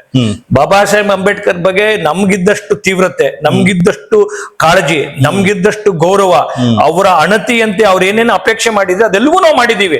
ಪಂಚತೀರ್ಥದ ರೂಪದಲ್ಲಿ ಅಂಬೇಡ್ಕರ್ ಅವರ ಜನನದಿಂದ ಅವರ ಅಂತ್ಯದವರೆಗೆ ಅಷ್ಟು ಜಾಗಗಳನ್ನ ನಾವು ಪಂಚತೀರ್ಥದ ರೂಪದ ಒಳಗಡೆ ಜೋಡಿಸುವಂತದ್ದು, ಸರ್ಕ್ಯೂಟ್ ಮಾಡುವಂತದ್ದು ಮಾಡಿದೀವಿ ನಾವು. ಅಂಬೇಡ್ಕರ್ ಅವರ ಸಂವಿಧಾನದ ಆಶಯವನ್ನ ಪ್ರತಿ ಕ್ಷಣ ಕೂಡ ಈ ದೇಶದ ಒಳಗಡೆ ತರುವಂತ ಕೆಲಸವನ್ನ ಮಾಡ್ತಾ ಇದೀವಿ. ಆದ್ರೆ ಅಂಬೇಡ್ಕರ್ ಹೆಸರಲ್ಲಿ ಏನು ಅಧಿಕಾರ ಮಾಡಿದಂತ ಕಾಂಗ್ರೆಸ್ ದಲಿತರಿಗೂ ಮೋಸ ಮಾಡ್ತು, ಅಂಬೇಡ್ಕರ್ಗೂ ಮೋಸ ಮಾಡ್ತು.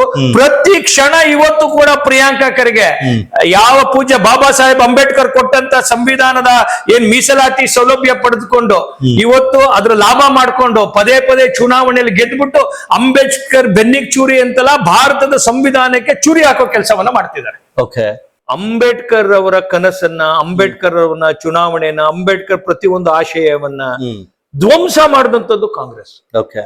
ಅಂಬೇಡ್ಕರ್ ಪರವಾಗಿ ನಿಂತವ್ರು, ನಾನು ಹೇಳಿದ್ನಲ್ಲ ದತ್ತಪ್ಪ ತಟ್ಟೆಂಗಡಿ ಅವರು, ಇಡೀ ಅವ್ರ ಚುನಾವಣಾ ಏಜೆಂಟೇ ನಾವು ದತ್ತಪ್ಪ ತಟ್ಟೆಂಗಡಿ. ಓಕೆ. ತಮ್ಗೆ ಗೊತ್ತಿದೆ, ಎಲೆಕ್ಷನ್ ಏಜೆಂಟ್ ಅಂದ್ರೆ ಅಭ್ಯರ್ಥಿ ಆದ ನಂತರ ನೆಕ್ಸ್ಟ್. ಓಕೆ.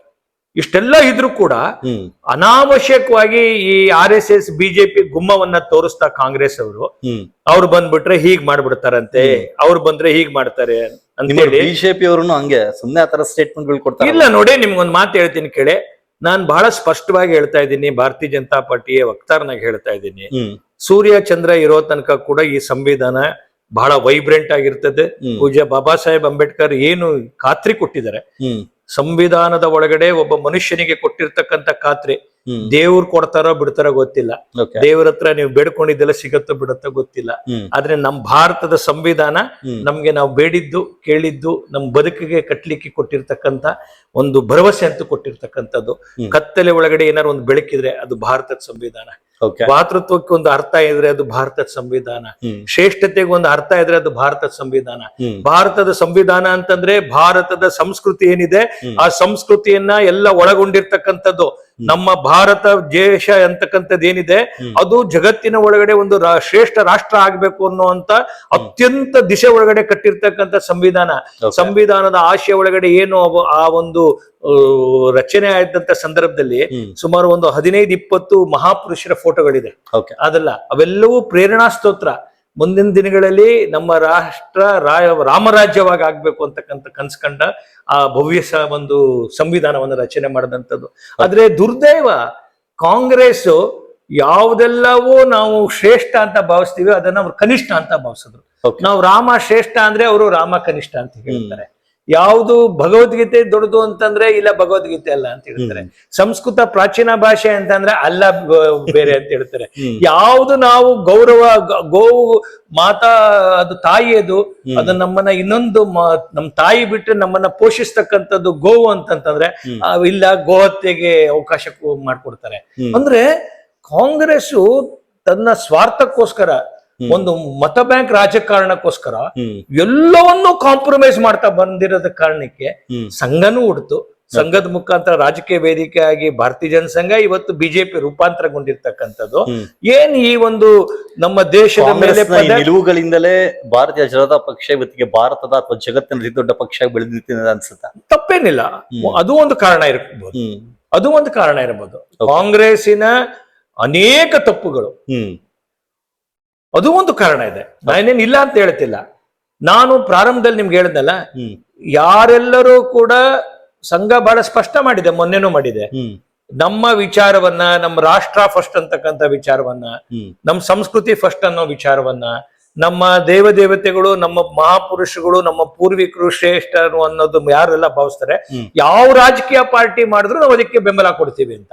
ನೀವ್ ಯಾರು ಮಾಡ್ಬೇಡಿ ಅಂತ ಹೇಳಿದವರು, ಬನ್ನಿ ನಾಳೆ ಬೆಳಿಗ್ಗೆ ನಮ್ ಜೊತೆ ಸೇರ್ಕೊಳ್ಳಿ, ನಿಮ್ಗೆ ಯಾರು ಬೇಡ ಅಂತ ಹೇಳಿದಂತವ್ರು. ಇವತ್ತು ಕುಂಭ, ಕೋಟ್ಯಾಂತರ ಜನ ಕುಂಭಕ್ಕೆ ಹೋಗ್ತಾರೆ. ಅರೆ ಕುಂಭದ ಆ ಒಂದು ಅಸ್ಮಿತೆಯನ್ನ ಪ್ರಶ್ನೆ ಮಾಡ್ತೀರಿ ನೀವು? ಅಸ್ಮಿತೆಯನ್ನು ಪ್ರಶ್ನೆ ಮಾಡ್ತೀರಿ? ಯಾರ್ದನ್ ಪ್ರಶ್ನೆ ಮಾಡಿಲ್ಲ ನೀವು? ರಾಮಸೇತು ನಂಬಿಕೆ, ಅವತ್ತಿನ ಯಾರೆಲ್ಲರೂ ಅಲ್ಲಿ ಆ ರಾಮಸೇತುವನ್ನ ಆ ಒಂದು ರಾಮಾಯಣದ ಕಾಲದಲ್ಲಿ ನಿರ್ಮಾಣ ಮಾಡಿದ್ರು, ಅದನ್ನ ಉಳಿಸಕ್ಕೆ ಏನ್ ಮಾಡ್ತೀರಿ? ಅಲ್ಲ, ಅದನ್ನ ಉಳಿಸೋದಕ್ಕೂ ಬಿಜೆಪಿ ನೀವು ಏನು ಮಾಡಿಲ್ವಲ್ಲ? ನಾವೇ ಮಾಡಿರ್ತಕ್ಕಂಥದ್ದು.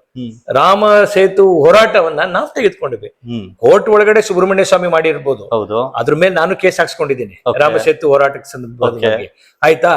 ರಾಮ ಸೇತು ಬಗ್ಗೆ ಬಹಳ ಸ್ಪಷ್ಟತೆ ಸ್ವಾಮಿ ಅವರೇ ಬಂದು ಹೇಳ್ತಾರೆ ಬಿಜೆಪಿ ಯಾವ್ದು ಸಹಕಾರ ಕೊಟ್ಟಿಲ್ಲ. ಹಂಗ್ ಮಾಡಂಗಿದ್ರೆ ನ್ಯಾಷನಲ್ ಮಾನ್ಯುಮೆಂಟ್ ಇಲ್ಲ, ನಿಮ್ಗೊಂದು ವಿಷಯ ಹೇಳ್ತೀನಿ. ನಮ್ಮ ಅದ್ರ ಹಿಂದ್ಗಡೆ ಇರ್ತಕ್ಕಂಥದ್ದು ಅಮೆರಿಕನ್ ಶಕ್ತಿ. ಇವತ್ತು ರಾಮಸೇತು ಯಾಕೆ ಹೊಡೆದಾಕ್ಬೇಕು ಅಂತ ಅಮೆರಿಕ ಅವತ್ತಿನ ದಿನ TR ಬಾಲುಗೆ ಇಟ್ಕೊಂಡು ಪ್ರಯತ್ನ ಮಾಡ್ತು ಅಂತಂದ್ರೆ, ರಾಮಸೇತುವಿನ ಕೆಳಗಡೆ ಇರ್ತಕ್ಕಂಥದ್ದು ಅತ್ಯಂತ ನಮ್ಗೆ ಇನ್ನೊಂದು 50 ವರ್ಷಕ್ಕೆ ಬೇಕಾಗಿರ್ತಕ್ಕಂಥದ್ದು ಥೋರಿಯಂ ನಿಕ್ಷೇಪ ಇದೆ, ಥೋರಿಯಂ ಇದೆ. ಆ ಥೋರಿಯಂ ಅನ್ನ ನಾವು ಮೊನ್ನೆ ಯಶಸ್ಸಾಗಿದ್ದೀವಿ. ನಾವು ಅದನ್ನ ದ್ವಿದಳ ಮಾಡ್ಬಿಟ್ಟು ನಾವು ಯುರೇನಿಯಂ ಅನ್ನ ಬಿಟ್ಟು ಥೋರಿಯಂ ಆಧಾರದ ಮೇಲೆ ನಮ್ಮ ನ್ಯೂಕ್ಲಿಯರ್ ಎನರ್ಜಿ ಇರ್ಬೋದು, ನಮ್ಮ ಮಿಕ್ಕಿದ್ದು ಕೆಪಾಸಿಟಿನ ಗೈನ್ ಮಾಡಕ್ ಮಾಡಿದೀವಿ.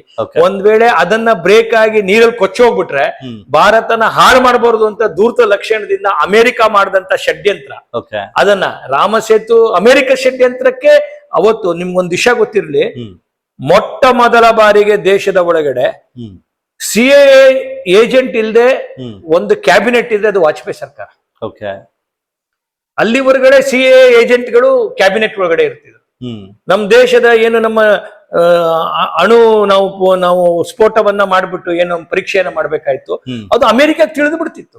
1998. ಅದೇ ಮೊಟ್ಟ ಮೊದಲ ಬಾರಿಗೆ 98 ಒಳಗಡೆ ಏನು ಪೋಖ್ರಾನ್ ನಲ್ಲಿ ನಾವು ಮಾಡಿದ್ವಿ, ಹ್ಮ್ ಆ ಪೋಖ್ರಾನ್ ಅದನ್ನ ಏನು ನಾವು ಬುದ್ಧ ಸ್ಮೈಲಿಂಗ್ ಅಲ್ಲಿ ಮಾಡಿದ್ವಿ ನಾವು, ಅದ್ರ ಹಿಂದ್ಗಡೆ ಇರ್ತಕ್ಕಂಥದ್ದು Operation Smiling Buddha 1974. 74 Buddha smiling.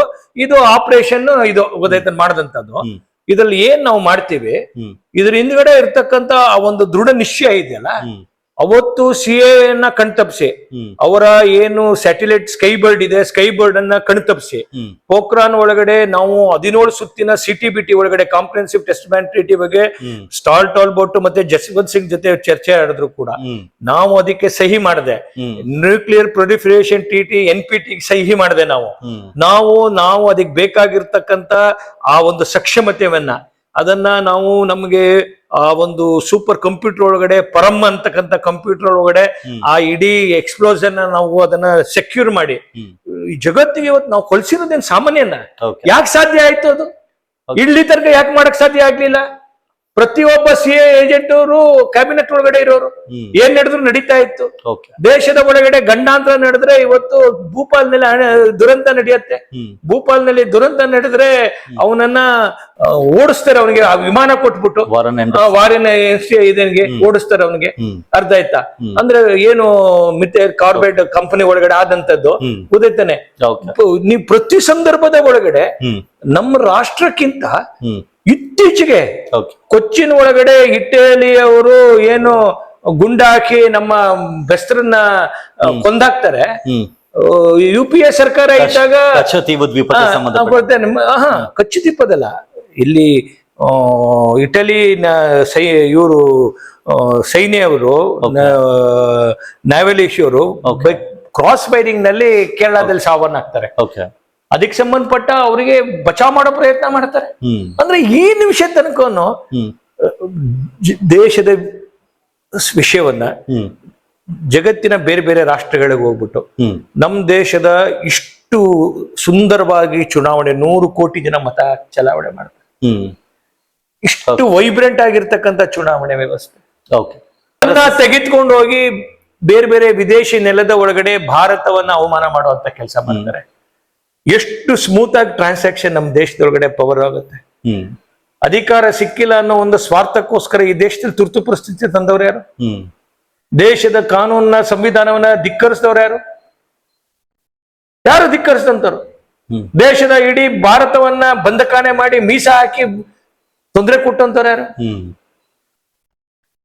ತಮಗೆ ಲಾಭ ಆಗಬೇಕು ಅಂದಾಗ ಸಂವಿಧಾನವನ್ನ ಬಳಸ್ಕೊಳ್ತೀರಿ. ಹ್ಮ್ ಈ ದೇಶದಲ್ಲಿ ಪೂಜ್ಯ ಬಾಬಾ ಸಾಹೇಬ್ ಅಂಬೇಡ್ಕರ್ ಅವರು ಸಂವಿಧಾನ ರಚನೆ ಮಾಡಿದಂತ ಸಂದರ್ಭದಲ್ಲಿ ಜಾತ್ಯತೀತ ಪದನೇ ಹಾಕಿರ್ಲಿಲ್ಲ. ನಮ್ ದೇಶಕ್ಕೆ ಜಾತ್ಯತೀತ ಪದ ಒಪ್ಪೋದಿಲ್ಲ. ಭಾರತದಲ್ಲಿ ಇರ್ತಕ್ಕಂಥ ಪ್ರತಿಯೊಬ್ಬರ ರಕ್ತದ ಒಳಗಡೆನೂ ಸಹಿಷ್ಣುತೆ ಇದೆ, ಟಾಲರೆನ್ಸ್ ಅಂತಕ್ಕಂಥದ್ದು, ಸಹಿಷ್ಣುತೆ ಅಂತಕ್ಕಂಥದ್ದು. ಅಷ್ಟು ಸಹಿಷ್ಣುತೆ ಇದೆ, ಜಾತ್ಯತೀತತೆ ಪ್ರತಿಯೊಬ್ಬ ಹಿಂದೂವಿನಲ್ಲಿ ಇರುತ್ತೆ ಅನ್ನೋದಾದ್ರೆ ಒಂದು ವರ್ಡ್ ಹಾಕಿದ ತಕ್ಷಣ ನಿಮ್ಗೆ ಯಾಕೆ ಅಷ್ಟು ಟೆನ್ಷನ್? ಅಗತ್ಯ ಇಲ್ಲ. ನಿಮ್ಗೊಂದು ವಿಷಯ ಹೇಳ್ತೀನಿ, ಸೆಕ್ಯುಲರ್ ಅಂತಕ್ಕಂಥದ್ದು ಹ್ಮ್ ಭಾರತೀಯ ಪರಿವೇಶದಲ್ಲಿ ನೋಡಕ್ಕೆ ಇದ್ದಿಲ್ಲ. ಹ್ಮ್ ಅದಕ್ಕೆ ಪರ್ಯಾಯ ಪದ ಧರ್ಮ ನಿರಪೇಕ್ಷತ. ಹ್ಮ್ ಧರ್ಮ ನಿರಪೇಕ್ಷತ ಅಂತಂತಂದ್ರೆ ಹ್ಮ್ ಅದು ಹುಟ್ಟುಕೊಂಡಿದ್ದು ಎಲ್ಲಿಗೆ? ಅಲ್ಲಿ ಹುಟ್ಕೊಂಡಂಥದ್ದು ಏನ್ ಚರ್ಚ್ ಮತ್ತೆ ಬೇರೆಯವ್ರ ಮಧ್ಯದಲ್ಲಿ ನಡೀತಾ ಇರ್ತಕ್ಕಂಥ ಸಂಘರ್ಷದ ಮಧ್ಯದ ಒಳಗಡೆ. ಹ್ಮ್ ಅದಕ್ಕೆ ಬೇರೆ ಒಂದು ಯಾರೆಲ್ಲರೂ ಕೂಡ ಚರ್ಚಿನ ಮಾತನ್ನ ಕೇಳದಿದವ್ರಿಗೆಲ್ಲ ಅವರು ಗಲ್ಲಿಗಾಗ್ತಿದ್ರು. ಓಕೆ. ಡಾರ್ವಿನ್ ಥಿಯರಿ ಇರ್ಬೋದು, ಭೂಮಿ ಗುಂಡಿಗಿದೆ ಅಂತಿದ್ರು ಕೂಡ ಒಪ್ಪದೆ ಚರ್ಚಿನ್ ಮತ್ತೆ ಅದ್ರ ಮಧ್ಯದಲ್ಲಿ ನಡೀತಾ ಇರತ್ತ ಗೊಂದಲಕ್ಕೆ ಒಂದು ತೆರೆ ಹಿಡಿಯೋಕೆ ಒಂದು ಹುಟ್ಟಿದಂತ ಒಂದು ಪದ ಏನ್ ಸೆಕ್ಯುಲರಿಸಂ ಅಂತಿದೆ, ಅದನ್ನ ಇಟ್ಕೊಂಡು ಭಾರತದಲ್ಲಿ ಜಾತ್ಯತೀತತೆ ಅಂದ್ರೆ ಅರ್ಥ ಏನು? ಓಕೆ. ಇವತ್ತು ಪೂಜ್ಯ ಬಾಬಾ ಸಾಹೇಬ್ ಅಂಬೇಡ್ಕರ್ ಕಿಂತ ಇವ್ರು ಬುದ್ಧಿವಂತರ. ಅವರೆಲ್ಲ 180 ಕಮಿಟಿ ಅವರು 18 ಬಾರಿ ಚರ್ಚೆ ಮಾಡಿ ಇಷ್ಟೊಂದು ಮಿನಿಟ್ ಮಾಡಿದ್ರಲ್ಲ, ಏನ್ 18 ತಿಂಗಳಲ್ಲಿ ಚರ್ಚೆ ಮಾಡಿದ ನಂತರ ಭಾರತಕ್ಕೆ ಯಾವ್ದು ಒಂದತ್ತೆ ಯಾವ್ದು ಒಂದಲ್ಲ ಅನ್ನೋದು ಗೊತ್ತಲ್ಲ. ಓಕೆ. ಈಗ ಮತ್ತೆ RSS ನ ವಿಚಾರಕ್ಕೆ ಬರೋದಾದ್ರೆ, ದೇಶ ಪ್ರೇಮ ದೇಶಭಕ್ತಿ ವಿಚಾರ ಕುರಿತಾಗಿ RSS ಅವರು ತುಂಬಾ ದೊಡ್ಡದಾಗಿ ಭಾಷಣ ಮಾಡ್ತಾರೆ. ಆದ್ರೆ ಅದೇ RSS ಅವರು ನಾವೇನಾದ್ರೂ ಸ್ವಾತಂತ್ರ್ಯ ಸಂಗ್ರಾಮಕ್ಕೆ ಅವರು ಕೊಟ್ಟಿರುವಂತ ಕೊಡುಗೆ ಅಂತ ಬಂದಾಗ 1942 ಅಲ್ಲಿ ಕ್ವಿಟ್ ಇಂಡಿಯಾ ಮೂವ್ಮೆಂಟ್ ನಡೆಯುತ್ತೆ, ಭಾರತ ಬಿಟ್ಟು ತೊಲಗಿ ಚಳುವಳಿ. ಆದ್ರೆ ಅದರಲ್ಲಿ ಬೆಂಬಲವನ್ನ ಕೊಡೋದಿಲ್ಲ ಅಂತ ಹೇಳ್ತಾರೆ ನಿಮ್ಮ RSS ಸರ್ಸಂಘ ಚಾಲಕ. ಅದ್ರ ಬಗ್ಗೆ ಹೇಳೋದಾದ್ರೆ ನೋಡಿ, ಎಲ್ಲರೂ ಬ್ರಿಟಿಷನ ಇತಿಹಾಸದ ಪುಟಗಳಲ್ಲಿ ಸಂದರ್ಭಗಳನ್ನ ಕಾಂಗ್ರೆಸ್ ಪಿಕ್ ಅಂಡ್ ಚೂಸ್ ಮಾಡಿ ಮಾತನಾಡ್ತಾ ಇರುವಂತದ್ದು. ನಿಮ್ಗೆ ಒಂದು ಮಾತು ಹೇಳ್ತೀನಿ ನೋಡಿ, ನಿಮ್ಗೆ ಒಂದು ಮಾತು ಹೇಳ್ತೀನಿ ಕೇಳಿ. ಪಿಕ್ ಅಂಡ್ ಚೂಸ್ ಅದು ಸಾವರ್ಕರ್ ವಿಚಾರದಲ್ಲಿ ಇರ್ಬೋದು, RSS ವಿಚಾರದಲ್ಲೂ ಹೀಗೆ ಮಾತಾಡ್ತಾ ಅವತ್ತು ದಿನ ಸಾವರ್ಕರ್ ಎಲ್ಲರಿಗೂ ಕರೆ ಕೊಟ್ರು. ಏನ್ ಕರೆ ಕೊಟ್ರು? ದೇಶದ ಸೈನ್ಯಕ್ಕೆ ಸೇರ್ಬೇಕು ಹಿಂದೂಗಳು ಅಂತೇಳಿ. ಅದರ ಅರ್ಥ ಬ್ರಿಟಿಷರಿಗೆ ಬೆಂಬಲ ಕೊಟ್ಟಂಗ ಅಲ್ಲ. ನಿಮ್ದ್ರಲ್ಲೇ ಡಬಲ್ ಸ್ಟ್ಯಾಂಡರ್ಡ್ ಅಂತ ಅನ್ಸಲ್ವಾ? ಕಂಪ್ಲೀಟ್ ಮಾಡ್ಬಿಡ್ತೀನಿ. ನಿಮ್ದ್ರಲ್ಲೇ ಡಬಲ್ ಸ್ಟ್ಯಾಂಡರ್ಡ್ ಅಂತ ಅನ್ಸಲ್ವಾ? ನೀವು ಒಂದು ಕಡೆ ಹೇಳ್ತೀರಾ ಸುಭಾಷ್ ಚಂದ್ರ ಬೋಸ್ ವಿಚಾರ ಬಂದಾಗ ಸುಭಾಷ್ ಚಂದ್ರ ಬೋಸ್ ಅವ್ರನ್ನ ಒಂದ್ ಕಡೆ ಏನು ತುಂಬಾ ಹೊಗಳ್ತೀರಾ, ಇನ್ನೊಂದು ಕಡೆ ವೀರ್ ಸಾವರ್ಕರ್ನ ಹೊಗಳ್ತೀರಾ. ಇದೇ ಸುಭಾಷ್ ಚಂದ್ರ ಬೋಸ್ ಅವತ್ತಿಗೆ ಏನ್ ಮಾಡ್ತಾರೆ ಅಂತ ಕೇಳಿದ್ರೆ, ಭಾರತದ ಆಚೆ ಹೋಗಿ ಬ್ರಿಟಿಷರ ವಿರೋಧಿಗಳು ಯಾರಿದ್ರು ಅವ್ರನ್ನ ಕರ್ಕೊಂಡು ಭಾರತ ಮೇಲೆ ದಾಳಿ ಮಾಡ್ಬೇಕು ಅಂತ ಅವ್ರ ಪ್ರಯತ್ನ ಪಡ್ತಿದ್ರೆ, ಇದೇ ಸಾವರ್ಕರ್ 1942 ಸಂದರ್ಭದಲ್ಲಿ ಭಾರತದ ಸೈನಿಕರನ್ನ ಬ್ರಿಟಿಷ್ ಸೈನ್ಯಕ್ಕೆ ಸೇರಿಸಿ ನೀವು ಯುದ್ಧವನ್ನ ಮಾಡಿ ಅಂತ ಹೇಳ್ತಾ ಅನ್ನೋದಾದ್ರೆ ತಪ್ಪಲ್ವಾ? ನಿಮ್ಗೆ ಕಾಂಟ್ರಡಿಕ್ಟರಿ ಆಯ್ತು ಅಂತ? ಇಲ್ಲ, ನಿಮ್ಗೊಂದು ಮಾತು ಹೇಳ್ತೀನಿ ಕೇಳಿ. ಏನು ಸುಭಾಷ್ ಚಂದ್ರ ಬೋಸ್ ಅವರ ಏನು ಸ್ವಾತಂತ್ರ್ಯದ ಪರಿಕಲ್ಪನೆ ಏನಿತ್ತು, ಅವರು ಬರೀ ಒಂದು ಹತ್ರದ ಒಂದು ಬ್ರಿಟಿಷರನ್ನ ಓಡಿಸ್ಬೇಕು ಅನ್ನೋದಷ್ಟೇ ಸೀಮಿತವಾಗಿರ್ತಕ್ಕಂಥದ್ದು. ಆದ್ರೆ ಒಬ್ಬ ದಾರ್ಶನಿಕ, ಒಬ್ಬ ದೂರದೃಷ್ಟಿ ಇರ್ತಕ್ಕಂಥವ್ರು ಅನೇಕ ಪೀಳಿಗೆ ತನಕ ಆ ಒಂದು ದೇಶ ಸುಭಿಕ್ಷವಾಗಿರ್ಬೇಕು, ಸ್ವಾತಂತ್ರ್ಯವಾಗಿರ್ಬೇಕು ಅಂತ ಕನ್ಸ್ಕೊಂಡಂಥದ್ದು ಸ್ವಾತಂತ್ರ್ಯ ವೀರ ವಿನಾಯಕ ದಾಮೋದರ ಸಾವರ್ಕರ್. ಅವರು ದೇಶ ಅವ್ರಿಗೆ ಆಂಟಿಸಿಪೇಷನ್ ಇತ್ತು. ಈಗ ಭಾರತದ ಏನು ಈ ಸ್ವತಂತ್ರ ಚಳುವಳಿಯ ಹೋರಾಟಗಾರರು ಮಹಾತ್ಮ ಗಾಂಧಿ, ನೆಹರು ಅವರೆಲ್ಲ ತೆಗೆದುಕೊಂಡು ಹೋಗ್ತಿದ್ದಾರೆ, ಇದೆಲ್ಲೋ ಮುಂದೆ ಆಕ್ಸಿಡೆಂಟ್ ಆಗತ್ತೆ. ಅವತ್ತಿನ ದಿನ ನಾವು ಯುದ್ಧ ಕಾಲೇ ಶಸ್ತ್ರಾಭ್ಯಾಸ ಮಾಡ್ಲಿಕ್ಕೆ ಆಗೋದಿಲ್ಲ. ಆ ಕಾರಣಕ್ಕೋಸ್ಕರ ನಾವು ತಯಾರಾಗ್ಬೇಕು ಅಂತೇಳಿ ಅವ್ರು ಏನು ಅಂದಾಜು ಮಾಡ್ಕೊಂಡು, ಅವ್ರು ಏನು ಯೋಚನೆ ಮಾಡ್ಕೊಂಡು ಸೈನ್ಯ ಒಳಗಡೆ ಸೇರಿದ್ದು ನಿಜ ಆಯ್ತು.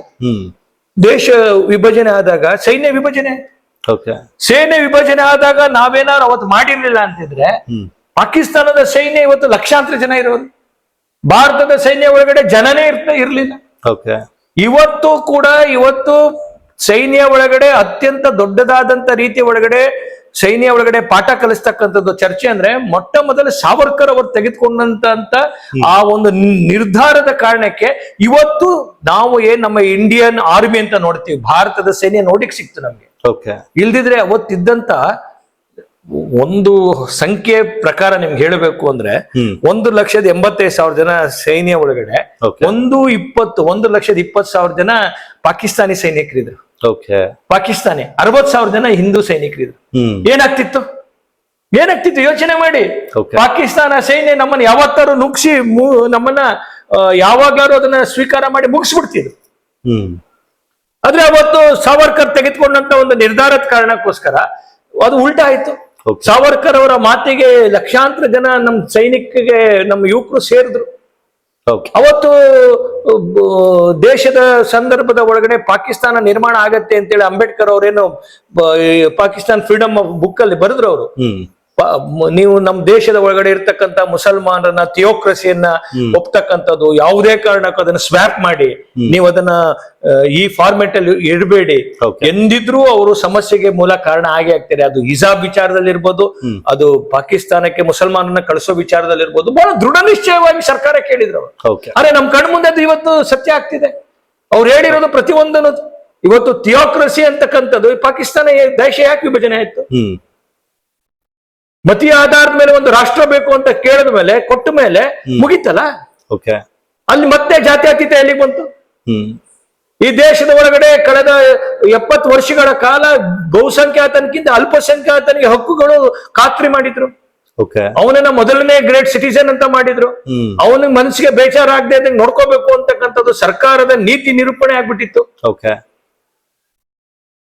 ಯಾವ ಆರಾಧ್ಯ ದೈವ ರಾಮ 500 ವರ್ಷಗಳ ಕಾಲ ಸಂಘರ್ಷ. ರಾಮ ಜನ್ಮಭೂಮಿಗೋಸ್ಕರ ಹೋರಾಟ ಮಾಡಿದಂತ ಕರಸೇವಕರ ಮೇಲೆ ಗುಂಡಿನ ದಾಳಿ, ಗೋಹತ್ಯೆ ನಿಷೇಧ ಮಾಡಬೇಕು ಅಂತ ಹೇಳಿದಂತ ಸಂತರ ಮೇಲೆ ಗುಂಡಿನ ದಾಳಿ. ಏನಿ ದೇಶದಲ್ಲಿ ಒಳಗಡೆ ಸರ್ ಮತ್ತೆ RSS ನ ವಿಚಾರಕ್ಕೆ ಬರೋದಾದ್ರೆ, RSS ಇವತ್ತಿಗೂ ಕೂಡ ರಿಜಿಸ್ಟ್ರೇಷನ್ ಮಾಡಿಸಿಲ್ಲ ಅನ್ನೋ ವಿಚಾರ ಕುರಿತಾಗಿ ಆಗ ಚರ್ಚೆ ಆಗ್ತಾನೆ ಇರುತ್ತೆ. ಒಂದು NGO ಅಂತ ರಿಜಿಸ್ಟರ್ ಆಗಿಲ್ಲ, ಒಂದು ಸೊಸೈಟಿ ಅಂತ ರಿಜಿಸ್ಟರ್ ಆಗಿಲ್ಲ, ಒಂದು ಕಂಪನಿ ಅಂತ ರಿಜಿಸ್ಟರ್ ಆಗಿಲ್ಲ, ಒಂದು ಟ್ರಸ್ಟ್ ಅಂತ ರಿಜಿಸ್ಟರ್ ಆಗಿಲ್ಲ.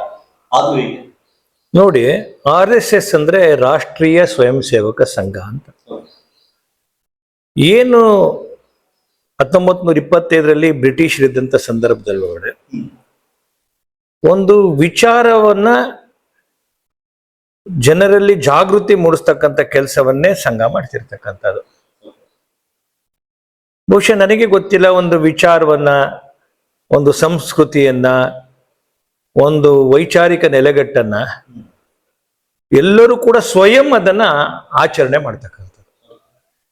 ಇದರಲ್ಲಿ ಸ್ವಯಂ ಸೇವಕರು ಅಂತ ನಾವಾಗೆ ಸ್ವಯಂವಾಗಿ, ಈಗ ನಿಮ್ಮ ಮನೇಲಿ ನೀವು ಪೂಜೆ ಮಾಡ್ತೀರಪ್ಪ, ಅದಕ್ಕೆ ಯಾರು ಟ್ರೈನಿಂಗ್ ಕೊಡ್ತಾರ? ಇಲ್ಲ ತಾನೆ? ಹಾ, ನಾವ್ ಹೇಳ್ತೀವಿ. ಅಲ್ಲಲ್ಲ, ನಾ ಹೇಳ್ತೀನಿ ಕೇಳಿ, ಪ್ರತಿಯೊಂದನ್ನು ಕೂಡ ಸಂಘದ ಪ್ರತಿಯೊಂದು ಕೂಡ ವೈಚಾರಿಕವಾಗಿ ನಮ್ಮ ರಾಷ್ಟ್ರ ಅಂತಕ್ಕಂಥದನ್ನ, ನಮ್ಮ ಪ್ರಕೃತಿ ಒಳಗಡೆ ಇರತಕ್ಕಂಥ ಸಂಗತಿ, ಇದನ್ನೇ ಒಟ್ಟು ಇಂಟಿಗ್ರೇಟೆಡ್ ಮಾಡ್ತಕ್ಕಂಥ ಕೆಲಸ. ಇದನ್ನ ಸ್ವಯಂ ಆಗಿ ಪ್ರತಿಯೊಬ್ಬ ಈ ದೇಶದಲ್ಲಿ ಜನ್ಮ ಪಡೆದಂತ ವ್ಯಕ್ತಿ ತನ್ನ ರಾಷ್ಟ್ರದ ಸಲುವಾಗಿ ತಾನು ಮಾಡ್ಬೇಕಿದನ್ನ, ನಾನು ಈ ಕಾರ್ಯ ಮಾಡಿದ್ರೆ ನಮ್ಮ ರಾಷ್ಟ್ರಕ್ಕೆ ಒಳ್ಳೇದಾಗ್ತದೆ, ನಾನು ಮಾಡೋ ಕಾರ್ಯ ಅದು ಈಶ್ವರಿ ಕಾರ್ಯ ಆಗ್ಬೇಕು ಅಂತ ಭಾವಿಸ್ತಕ್ಕಂಥ ಕೆಲಸ ಮಾಡಕ್ಕೆ ಯಾವ ಒಂದು ಸಂಘಟನೆ ರಿಜಿಸ್ಟ್ರೇಷನ್ ಅಗತ್ಯ ಇಲ್ಲ. ಹೇಳ್ತೀನಿ ಕೇಳಿ, ಇಡೀ ನಮ್ಮ ಸಂಘ ನಡೀತಾ ಇರ್ತಕ್ಕಂಥದ್ದು, ಸಂಘದ ಯಾರೆಲ್ಲ ಸ್ವಯಂ ಸೇವಕರಿದ್ದಾರೆ ಅವರು ವರ್ಷಕ್ಕೊಮ್ಮೆ ಗುರುದಕ್ಷಿಣೆಯನ್ನ ಕೊಡ್ತಾರೆ. ಅವರು ಏನು ಪರಂ ಪೂಜ್ಯ ಭಗವಧ್ವಜವನ್ನ ಗುರುವಾಗಿ ಸ್ವೀಕಾರ ಮಾಡ್ಕೊಂಡಿರ್ತಕ್ಕಂಥದ್ದು. ವ್ಯಕ್ತಿ ಬದಲಾಗ್ಬೋದು, ಆದ್ರೆ ಆ ಭಗವಧ್ವಜ ತನ್ನ ಗುರಿ ಮತ್ತೆ ಏನು ಒಂದು ಮೌಲ್ಯ ಇದೆ ಅದು ಬದಲಾಗಬಾರದು ಅನ್ನೋ ಸಲುವಾಗಿ ಸಂಘ ಯಾವತ್ತು ಭಗವಧ್ವಜವನ್ನ ತನ್ನ ಗುರುವಾಗಿ ಸ್ವೀಕಾರ ಮಾಡಿಕೊಂಡಿರ್ತಕ್ಕಂಥದ್ದು.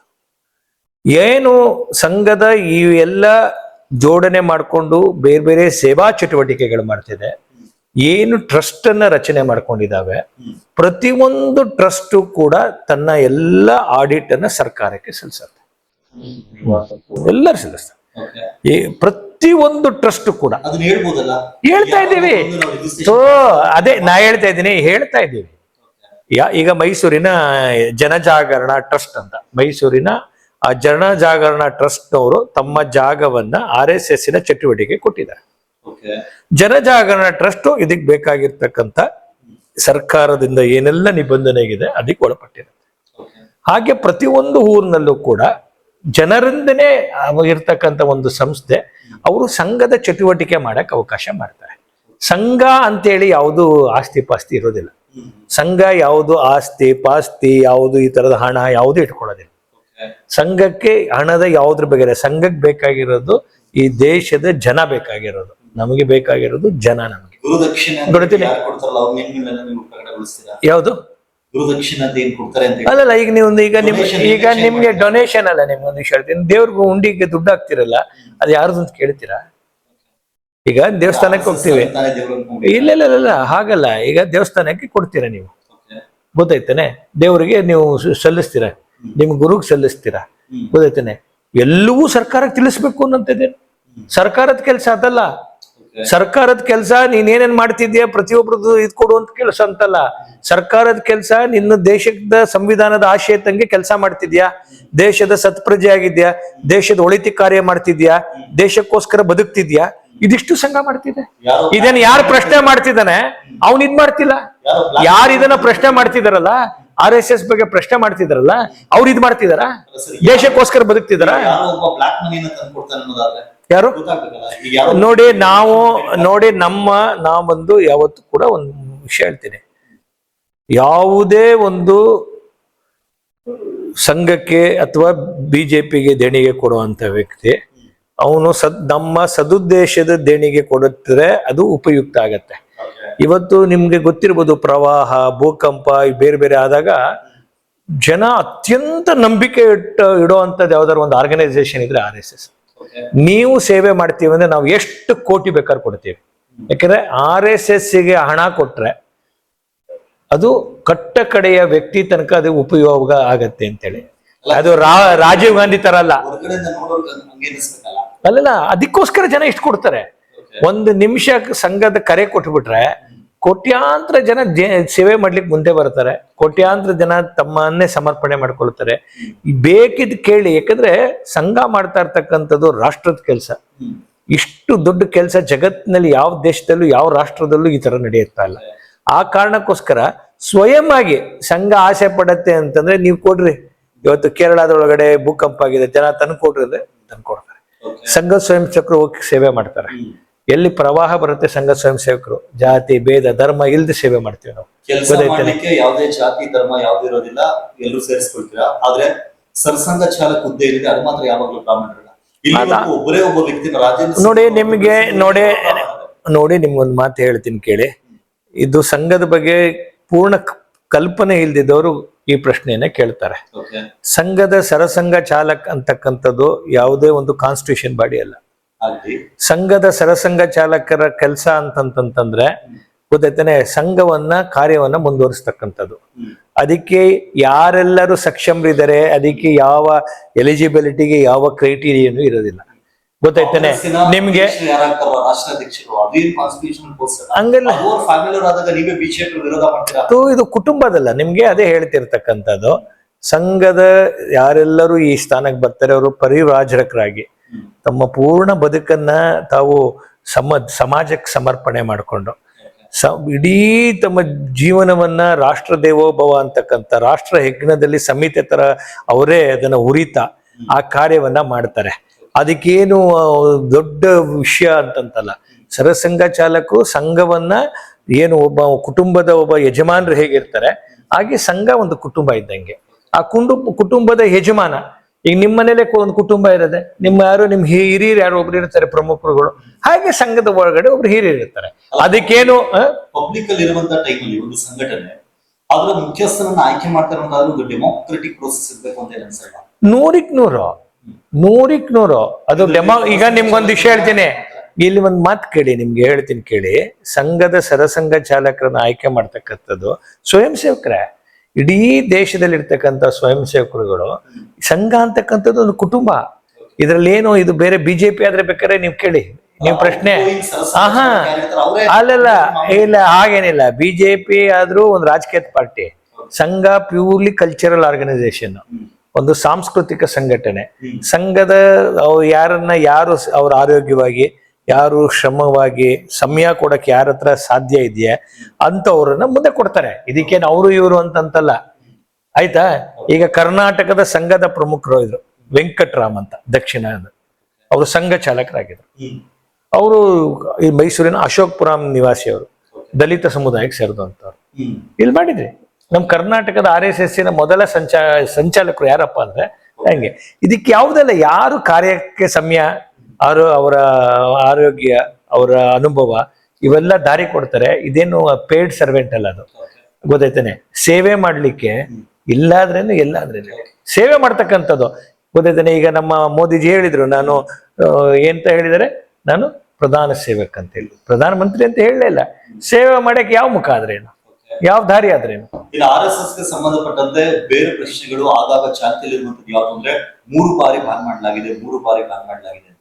ಅದ್ರ ಬಗ್ಗೆ ಹೇಳೋದಾದ್ರೆ ನೋಡಿ, ಮೊದಲು ಹತ್ಯೆಯಲ್ಲಿ ಯಾವುದೇ ಪಾತ್ರ ಇರಲಿಲ್ಲ, RSS ಪಾತ್ರ ಸಾಧ್ಯನೇ ಇಲ್ಲ.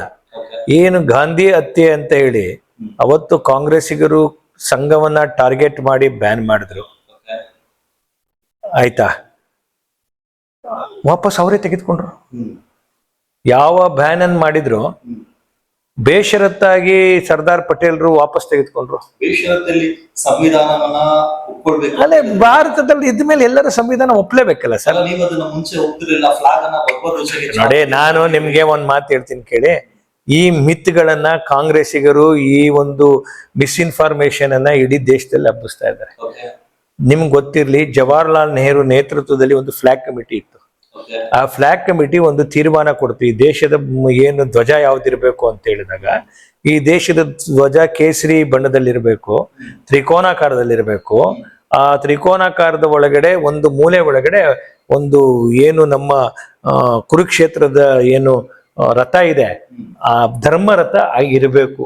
ಇದು recommended by Jawaharlal Nehru headed Congress. ಆ ನಂತರ ಕಾಂಗ್ರೆಸ್ ಏನ್ ಮಾಡ್ತು, ಮುಸಲ್ಮಾನರನ್ನು ಓಲೈಕೆ ಮಾಡೋ ಒಂದೇ ಒಂದು ಕಾರಣಕ್ಕೋಸ್ಕರ ಕೇಸರಿ ಏನೇ ಹಿಂದೂಗಳಿಗೆ, ಹಸಿರನ್ನ ಮುಸಲ್ಮಾನರಿಗೆ, ಮಿಕ್ಕೆಲ್ಲ ಧರ್ಮಗಳಿಗೆ ಅಂತ ಸೇರ್ಬಿಟ್ಟು ಈ ಫ್ಲಾಗ್ ಅನ್ನು ಮಾಡಿದ್ದು. ನಮ್ಗೇನು ಅದ್ರಲ್ಲಿ ಆಪತ್ತಿ ಇಲ್ಲ. ನಿಮ್ಗೊಂದು ವಿಷಯ ಹೇಳ್ತೀನಿ ಕೇಳಿ, ನಮಗೆ ನಮ್ಮ ದೇಶದ ತಿರಂಗ ಧ್ವಜ ಅತ್ಯಂತ ಶ್ರೇಷ್ಠವಾದಂಥದ್ದು. ಅದ್ರ ಜೊತೆಗೆ ನಮ್ಮ ದೇಶದ ಪುರಾತನ ಏನು ಸನಾತನ ನಮ್ಮ ದೇಶದ ಮೌಲ್ಯಗಳು, ಸಂಸ್ಕೃತಿಯನ್ನ ಪ್ರತಿಬಿಂಬಿಸ್ತಕ್ಕಂಥ ಏನು ಈ ಕೇಸರಿ ಪ್ರಣವ ಧ್ವಜ ಇದೆ, ಅದು ಕೂಡ ನಮಗೆ ಶ್ರೇಷ್ಠ. ಆದ್ರಿಂದ ರಾಷ್ಟ್ರದ ಮೊದಲ ಬಂದಂತ ಸಂದರ್ಭದಲ್ಲಿ ತಿರಂಗ ಧ್ವಜ, ಸಂಸ್ಕೃತಿಗೆ ಮೊದಲ ಬಂದಂತ ಸಂದರ್ಭದಲ್ಲಿ ಕೇಸರಿ ಧ್ವಜ. ರಾಷ್ಟ್ರ ಧ್ವಜದ ವಿಚಾರ ಮತ್ತೆ ಬರ್ತೀನಿ, ಆದ್ರೆ ಗಾಂಧೀಜಿ ಹತ್ಯೆ ಕುರಿತಾಗಿ ಮಾತಾಡ್ತಾ ಇದ್ದಾರೆ. ಇದೇ ನಾಥುರಾಮ್ ಗೋಡ್ಸೆ ಹಿಂದೂ ಮಹಾಸಭಾದ ವ್ಯಕ್ತಿ ಆ ಕ್ಷಣಕ್ಕಾಗಿರ್ತಾರೆ. ಆದ್ರೆ ಅದಕ್ಕಿಂತ ಮೊದಲು ಅವರು RSS ಅಲ್ಲಿ ಕೂಡ ಇದ್ರು. ಆ ಒಂದು ಹೇಟ್ರೇಡ್ ಕ್ರಿಯೇಟ್ ಆಗಿದೆ RSS ನಿಂದ ಅಂತ ಹೇಳ್ತಾರೆ. ನೋಡಿ, ನಿಮ್ಗೆ ಇದು ಕಪೋಲ ಕಲ್ಪಿತವಾಗಿರ್ತಕ್ಕಂಥದ್ದು ಗೊತ್ತಾಯ್ತಾನೆ. ಇದು ಒಂದಕ್ಕೆ ಈಗ ನಾ ಹೇಳ್ದಲ್ಲ, ಹಿಂದೂ ಟೆರರ್ ಅಂತ ಒಂದು ಹೊಸ ಶಬ್ದವನ್ನ ಮೊನ್ನೆ ಕಾಂಗ್ರೆಸ್ನವರು ಏನು ಸುಶೀಲ್ ಕುಮಾರ್ ಶಿಂದೆ ಅಂಡ್ ಚಿದಂಬರಂ ಅನ್ನ ಶುರು ಮಾಡಿದ್ರು. ಮಾಲೆಗಾಂವ್ ಹಿಂದೂ ಟೆರರ್ ಆಗ್ಲಿಕ್ಕೆ ಸಾಧ್ಯನೇ ಇಲ್ಲ. ಇದೇ ತರ ಅವತ್ತು ಏನು ಗಾಂಧಿ ಹತ್ಯೆ ಆದನಂತ ಇದ್ರ ಒಳಗಡೆ ಗೊತ್ತೈತೇನೆ, ಹೇಗಾದ್ರೂ ಮಾಡಿ ಇದನ್ನ ತಗಲಾಕ್ಬೇಕು ಅಂತ ಹೇಳಿ ಏನು ನಾಥುರಾಮ್ ಗೋಡ್ಸೆಗೂ ಅವರ ಅಣ್ಣ ಗೋಪಾಲ್ ಗೋಡ್ಸೆ ಏನಿದ್ರು ಅದನ್ನ ತೆಗೆದುಕೊಂಡು ಬಂದು ಮತ್ತೆ ಏನು ಅದಕ್ಕೆ ಅವತ್ತು ಇದನ್ನ ಒಂದು ಕಮಿಷನ್ ಆಯೋಗ ನೇಮಕ ಮಾಡಿದೆ. ಬಹಳ ಸ್ಪಷ್ಟವಾಗಿ ಒಂದ್ ಸತಿ ಅಲ್ಲ, 2 ಸತಿ ಆ ಕಮಿಷನ್ನು ಇದರಲ್ಲಿ RSS ಪಾತ್ರ ಲವಲೇಶವೂ ಇಲ್ಲ ಅಂತ ಹೇಳಿದೆ. ಆದ್ರೆ ಮೊದಲಿಂದ ನೆಹರು ಮನೆತನಕ್ಕೆ ಈ RSS ಬಗ್ಗೆ ಇರ್ತಕ್ಕಂಥ ಈ ಒಂದು ಭಯ ಗುಮ್ಮ ಇದೆಯಲ್ಲ, ಅದ್ ಹೇಗಾದ್ರು ಮಾಡಿ RSS ಅನ್ನ ಬಗ್ಗೆ ಇರ್ತಕ್ಕಂಥ ಫೋಬಿಯಾ ಇದೆಯಲ್ಲ ಅವ್ರ ಹತ್ರ, ಅದಕ್ಕೆ ಅವರು ಪದೇ ಪದೇ ಪದೇ ಪದೇ ಪದೇ RSS ಅನ್ನ ಇದಕ್ಕೆ ಸಿಗಿಸುವಂತ ಕೆಲಸ ಮಾಡ್ತಾರೆ. ಹತ್ಯೆ ಮಾಡಿದ ನಂತರ ಆ ವಿಷಯ ಯಾವಾಗ ತಿಳಿಯುತ್ತೆ, ಆಗ RSS ನವರು ಸಿಹಿಯನ್ನ ಹಂಚಿ ಸಂಭ್ರಮ ಪಡ್ತಾರೆ. ಯಾರೋ ಮೂರ್ಖರು ಇರಬೇಕು. ಈ ದೇಶದ ಸಂಸ್ಕೃತಿ ಯಾರು ಸತ್ರು ಕೂಡ ಸಿಹಿ ಹಂಚ್ಕೊಳ್ಳುವಂತ ಆ ಮೂರ್ಖತನದ ಸಮಾಜ ಅಲ್ಲ ನಮ್ದು. ಒಂದಷ್ಟು ಬಲಿತವಾಗಿರ್ತಕ್ಕಂಥ, ಒಂದಷ್ಟು ಜಾಣ್ಮೆ ಇರ್ತಕ್ಕಂಥ, ಜ್ಞಾನ ಇರ್ತಕ್ಕಂಥ ಸಮಾಜ. ಯಾರೋ ಕಪೋಲ ಕಲ್ಪಿತ ಸುದ್ದಿಗಳಿಗೆ ನಾನು ಉತ್ತರ ಕೊಡೋದಿಲ್ಲ. ಇನ್ನು ನ್ಯಾಷನಲ್ ಫ್ಲಾಗ್, ರಾಷ್ಟ್ರ ಧ್ವಜದ ಕುರಿತಾಗಿ ಮಾತಾಡೋದಾದ್ರೆ 2001ರವರೆಗೆ, ಕಾರಣ 1950ರಲ್ಲಿ ಕೊನೆಯ ಬಾರಿಗೆ, 47ರ ಮೊದಲನೇ ಬಾರಿಗೆ, 50ರಲ್ಲಿ 2ನೇ ಬಾರಿಗೆ RSS ನ ಕೇಂದ್ರ ಕಚೇರಿ ಇರುವಂತ ಹೆಡ್ ಕ್ವಾರ್ಟರ್ಸ್ ಇರುವಂತ ನಾಗ್ಪುರದಲ್ಲಿ ಫ್ಲಾಗ್ ಅನ್ನು ಆಯ್ಸ್ ಮಾಡಲಾಗುತ್ತೆ. ಅದಾದ ಮುಂದಿನ 50ರಿಂದ 51 ವರ್ಷಗಳ ಕಾಲ ನ್ಯಾಷನಲ್ ಫ್ಲಾಗ್ ಅನ್ನು ಆಯ್ಸ್ ಮಾಡಿಲ್ಲ. ಆದ್ರೆ 2001-2ರಲ್ಲಿ ಫೋರ್ಸಿಬ್ಲಿ ಯಾರೋ ಒಂದಿಷ್ಟು ಜನ ಹುಡುಗರು ನುಗ್ತಾರೆ, ಆಗ ನ್ಯಾಷನಲ್ ಫ್ಲಾಗ್ ಅನ್ನು ಆಯ್ಸ್ ಮಾಡಲಾಯಿತು. ಆಯ್ಸ್ ಮಾಡ್ಬೋದಿತ್ತಲ್ಲ. ನೋಡಿ, ನಿಮ್ಗೆ ಅಲ್ಲಿ ತನಕ ಧ್ವಜ ಸಂಹಿತೆ ಅಂತಕ್ಕಂಥದ್ದು ಅದಕ್ಕೆ ಪರ್ಮಿಟ್ ಮಾಡ್ತಿರ್ಲಿಲ್ಲ. ಧ್ವಜ ಸಂಹಿತೆ ಅಂತಕ್ಕಂಥದ್ದು ಸರ್ಕಾರದ ಎಲ್ಲೆಲ್ಲಿ ಕಾರ್ಯಕ್ರಮಗಳಿದೆ, ರಾಷ್ಟ್ರೀಯ ಹಬ್ಬಗಳಿಗೆ ಮಾಡಬೇಕು ಅನ್ನೋದು ನಿಶ್ಚಯ ಆಗಿತ್ತು. ಅದಕ್ಕೆ ಯಾವಾಗ ತಿದ್ದುಪಡಿ ತಂದ್ರು, ಸಂಘ ಅದನ್ನ ಏನ್ ಸರ್ಕಾರ ಮಾಡದಂತ ತಿದ್ದುಪಡಿ ಅನುಸಾರ ನಾವು ಆಚರಣೆ ಮಾಡ್ತಾ ಬಂದ್ವಿ ನಾವು. ಆದ್ರೆ ಒಂದೇನು ಅಂದ್ರೆ 1971ರಲ್ಲಿ ಅವತ್ತಿನ ಪ್ರಧಾನಮಂತ್ರಿ ಆಗಿದ್ದಂತ ಇಂದಿರಾ ಗಾಂಧಿ ಒಂದು ಅವಕಾಶವನ್ನ ಮಾಡ್ಕೊಡ್ತಾರೆ. ಆ ಅವಕಾಶ ಏನಿತ್ತು ಅಂದ್ರೆ ಅನ್ರೆಸ್ಟ್ರಿಕ್ಟೆಡ್ ಯೂಸ್ ಆನ್ ಸೆವರಲ್ ಅಕೇಶನ್ಸ್. ಅಂದ್ರೆ ಕೆಲವೊಂದು ಸಂದರ್ಭಗಳಲ್ಲಿ ಅದು ಗಾಂಧಿ ಜಯಂತಿ ಆಗಿರ್ಬೋದು, ಅಥವಾ ಜನವರಿ 26 ಆಗಿರ್ಬೋದು, ಆಗಸ್ಟ್ 15 ಆಗಿರ್ಬೋದು, ಆ ಸಂದರ್ಭದಲ್ಲಿ ನೀವು ಯಾರು ಎಲ್ಲಿ ಬೇಕಾದ್ರೂ ಆಯ್ಸ್ ಮಾಡ್ಬೋದು ಅಂತ ಅವಕಾಶ ಮಾಡ್ಕೊಂಡಾಯ್ತು. ಇದು RSS ಅವ್ರಿಗೆ ಗೊತ್ತಿರ್ಲಿಲ್ಲ. ಅಲ್ಲ, ನಿಮ್ಗೆ ಗೊತ್ತಿರ್ಲಿ, ಲಾಲ್ ಚೌಕ್ ನಲ್ಲಿ ಮತ್ತೆ ಹುಬ್ಬಳ್ಳಿಯ ಈದ್ಗಾ ಮೈದಾನದಲ್ಲಿ ಬೇರೆ ಏನಿರ್ಲಿಲ್ಲ. ಧ್ವಜ ಹಾರಿಸ್ತೀವಿ ಅಂತ ಹೋದಂತವ್ರನ್ನ ಬಂಧನ ಮಾಡಿದ್ರು. ಧ್ವಜ ಹಾರಿಸ್ತೀವಿ ಅಂತ ಇದೇ ಕಾಂಗ್ರೆಸ್ ಸರ್ಕಾರ ಧ್ವಜ ಹಾರಿಸ್ತೀವಿ ಅಂತ ಹೋದಾದ್ರೆ ಬಂಧನ ಮಾಡಿದ್ರು. ಅಂದ್ರೆ ಧ್ವಜದ ಬಗ್ಗೆ ಇರ್ತಕ್ಕಂಥದ್ದು ಅವರ ಏನು ಕಾಂಗ್ರೆಸ್ ಕಳಕಳಿ ಇತ್ತಲ್ಲ, ಅದು ನೈಜ ಇರ್ಲಿಲ್ಲ. ಅದು ರಾಜಕೀಯ ದುರುದ್ದೇಶ. ನೈಜ ಅಂತಲ್ಲ, ಅಲ್ಲಲ್ಲ, ಸದಾ ಬಿಜೆಪಿ ಈ ದೇಶದ ನೆಲ, ಜಲ, ಭಾಷೆ ಮತ್ತೆ ನಮ್ಮ ರಾಷ್ಟ್ರ ಧ್ವಜ ಇದಕ್ಕೆ ಸದಾ ನಾವು ಚಿರಋಣಿಯಾಗಿರ್ತೀವಿ. ಅದ್ರ ಸಲುವಾಗೇ ನಮ್ಮ ಅಮದಿನ ರಹೇನ ರಹೆ ತೇರಾ ವೈಭವ ಅಮರರೇ ಅಂತ ನಾವು 4 ದಿನ ಇರ್ತೇವೆ, ಹೋಗ್ತೇವೆ. ಆದ್ರೆ ನಿನ್ನ ವೈಭವ ಚೆನ್ನಾಗಿರ್ಬೇಕು ಅನ್ನೋದೇ ನಮ್ಮ ಆಶಯ. ಅದಕ್ಕೋಸ್ಕರನೇ ನಮ್ಮ ಸಂಘ ಮತ್ತೆ ಬಿಜೆಪಿ ಕೆಲಸ ಮಾಡ್ತಿರ. ರಾಷ್ಟ್ರದ ಬಗ್ಗೆ ಮಾತಾಡ್ತೀರಾ, ಒಂದು ರಾಷ್ಟ್ರ ಧ್ವಜ ಇಟ್ಟು ಇನ್ನೊಂದು ರಾಷ್ಟ್ರಗೀತೆಯನ್ನು ಕೂಡ ಒಂದಿಷ್ಟು RSS ಕಾರ್ಯಕರ್ತರು ಅಪೋಸ್ ಮಾಡ್ತಾರೆ. ಯಾವ ಕಾರಣಕ್ಕೂ ಇಲ್ಲ, ಯಾವ ಕಾರಣಕ್ಕಿಲ್ಲ. ಏನು ಮಿಸ್ಟೇಕ್ ಮಾಡಿದ್ರು ನೋಡಿ, ಏನ್ ಮಿಸ್ಟೇಕ್ ಆಗಿತ್ತು ಅದನ್ನ 78 ವರ್ಷ ಆದ ನಂತರ ಸರಿ ಮಾಡಿದ್ವಿ. ಯಾವ ವಂದೇ ಮಾತರಂ ಇಂದ ಪ್ರೇರಣೆ ಮಾಡಿ ಸ್ವತಂತ್ರ ಚಳುವಳಿಯ ಹೋರಾಟಕ್ಕೆ ಒಂದು ದಿವ್ಯ ಮಂತ್ರ ಆಗಿತ್ತು. ಯಾವ ಒಂದೇ ಮಾತರಮನ್ನ ಹೇಳ್ತಾ ನೂರಾರು ಕ್ರಾಂತಿಕಾರಿಗಳಿಗೆ ಅವರ ನೇಣಿಗಂಬಕ್ಕೆ ಏರ್ತಿದ್ರು. ನೂರಾರು ಜನರ ಒಂದು ಪ್ರೇರಣೆಗೆ ಸ್ತೋತ್ರವಾದಂತ ಒಂದೇ ಮಾತರಮನ್ನ ಮುಸಲ್ಮಾನರು ಬೇಸರ ಮಾಡ್ಕೊಳ್ತಾರೆ ಅನ್ನೋ ಒಂದು ಕಾರಣಕ್ಕೋಸ್ಕರ ಅದನ್ನ ತುಂಡು ಮಾಡಿದ್ರು. ಯಾವ ನಮ್ಮ ತಾಯಿ ಭಾರತೀಯನ ದುರ್ಗೆಯಾಗಿ ಸರಸ್ವತಿಯಾಗಿ ನಾವು ಕಾಣ್ತಿದ್ವೋ ಅದೆಲ್ಲವೂ ನಶಿಸಿ ಹೋಗೋ ರೀತಿ ಒಳಗಡೆ ಕಾಂಗ್ರೆಸ್ಸಿನ ದುರ್ವರ್ತನೆ ಏನಿತ್ತು ಅದನ್ನ ಸರಿ ಮಾಡ್ತಕ್ಕಂಥ ಕೆಲಸವನ್ನ ಮೊನ್ನೆ ಮಾಡಿತ್ತು. ಅದಕ್ಕೆ ಒಂದು ರಾಷ್ಟ್ರೀಯ ಗೀತೆಗೆ ಒಂದು ಸಾಂವಿಧಾನಿಕ ಮಾನ್ಯತೆಯನ್ನ ಕೊಟ್ಟಂಥದ್ದು. ಸರ್ಕಾರದ ಕಚೇರಿಗಳಲ್ಲಿ ಯಾವುದೇ ಕಾರ್ಯಕ್ರಮದಲ್ಲಿ ಮೊದಲು ಒಂದೇ ಮಾತರಮನ್ನ ಆಡಬೇಕು ಅಂತ ಮಾಡಿದಂಥದ್ದು. ಒಂದೇ ಮಾತರಮು ನಮಗೆ ಒಂದು ಅತ್ಯಂತ ಹಾಗೇನಿಲ್ಲಪ್ಪ. ಎಲ್ಲಕ್ಕೂ ಪ್ರತಿ ಒಂದು ಚುನಾವಣೆಗಳು ಪ್ರತಿ ಒಂದು 4 ತಿಂಗಳಿಗೂ 6 ತಿಂಗಳಿಗೂ ಒಂದು ರಾಜ್ಯದಲ್ಲಿ ನಡೀತಾ ಇರತ್ತೆ. ಅದ್ರ ಸಂಬಂಧವಾಗಿ ಯಾವ್ದಾರ ಒಂದು ದೇಶ ಒಂದು ಪಾಲಿಸಿ ಮಾಡ್ತಾ ಬರ್ತಾರಲ್ಲ ಯಾರ ಆತರ. ಅದಕ್ಕೋಸ್ಕರ ಈ ತರದೆಲ್ಲ ನೀವು ಹೇಳ್ತಿದ್ದೀರಲ್ಲ, ಈ ತರದ ಪ್ರಶ್ನೆ ಬರಬಾರ್ದು ಅಂತಾನೆ ಒಂದ್ ನೇಷನ್ ಒಂದ್ ಎಲೆಕ್ಷನ್ ಮಾಡಿ ಅಂತ ಹೇಳ್ತಿರೋದು. ಆಗ ಈ ತರ ಯಾವ್ದೋ ಒಂದು ಚುನಾವಣೆಗೆ ನಿಮಿತ್ತ ಯಾವ್ದಾರ ಒಂದು ಪಾಲಿಸಿ ಮಾಡ್ತಾರ. ದೇಶದ ಪಾಲಿಸಿ ಒಂದ್ ವೆಸ್ಟ್ ಬೆಂಗಾಲ್ ಚುನಾವಣೆ ಆಗತ್ತೆ, ಅದಕ್ಕೊಂದು ಪಾಲಿಸಿ. ನಾಳೆ ಕರ್ನಾಟಕದಲ್ಲಿ ಆಗತ್ತೆ.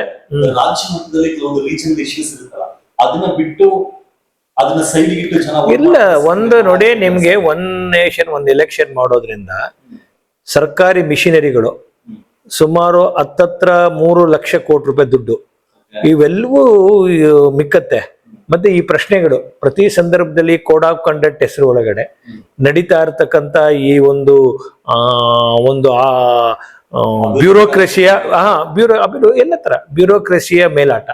ಒಂದು 3 ತಿಂಗಳು ಮೊದಲು 3 ತಿಂಗಳು 6 ತಿಂಗಳು ಒಂದು ಆ ರಾಜ್ಯ ಒಂದು ಚುನಾವಣಾ ಸಲುವಾಗಿ ನಿಂತು ನೀರಾಗ್ಬಿಟ್ರೆ ಆ ರಾಜ್ಯದಲ್ಲಿ 6 ತಿಂಗಳು ವಿಧಾನಸಭೆಗೆ ನಿಂತ್ಕೊಂಡ್ಬಿಡತ್ತೆ. ಆ ನಂತರ ಒಂದು ಲೋಕಲ್ ಬಾಡೀಸ್ಗೆ ಒಂದು 6 ತಿಂಗಳು, ಇನ್ನೊಂದು ಪಂಚಾಯತಿಗಳಿಗೆ 6 ತಿಂಗಳು, ಹಿಂಗ 6, 18, 2 ವರ್ಷಗಳ ಕಾಲ ಚುನಾವಣೆ ನೆಪ ಮಾಡ್ಕೊಂಡು ಒಂದು ರಾಜ್ಯ ಅಭಿವೃದ್ಧಿ ಆಗ್ಲಿಲ್ಲ ಅಂದ್ರೆ ಅದ್ರ ಆಗ ನಷ್ಟ ಯಾರಿಗೆ ಹೇಳಿ? ಅದ್ರ ಖರ್ಚಾಗೋದಷ್ಟೇ ಆಗತ್ತೆ, ಖರ್ಚು ನಿಲ್ಲೋದಿಲ್ಲ. ಆ ಕಾರಣಕ್ಕೋಸ್ಕರ ಖರ್ಚು ನಿಲ್ಬೇಕು, ದೇಶದ ಅಭಿವೃದ್ಧಿನೂ ಅವಿಹಾತವಾಗಿ ನಡಿಬೇಕು.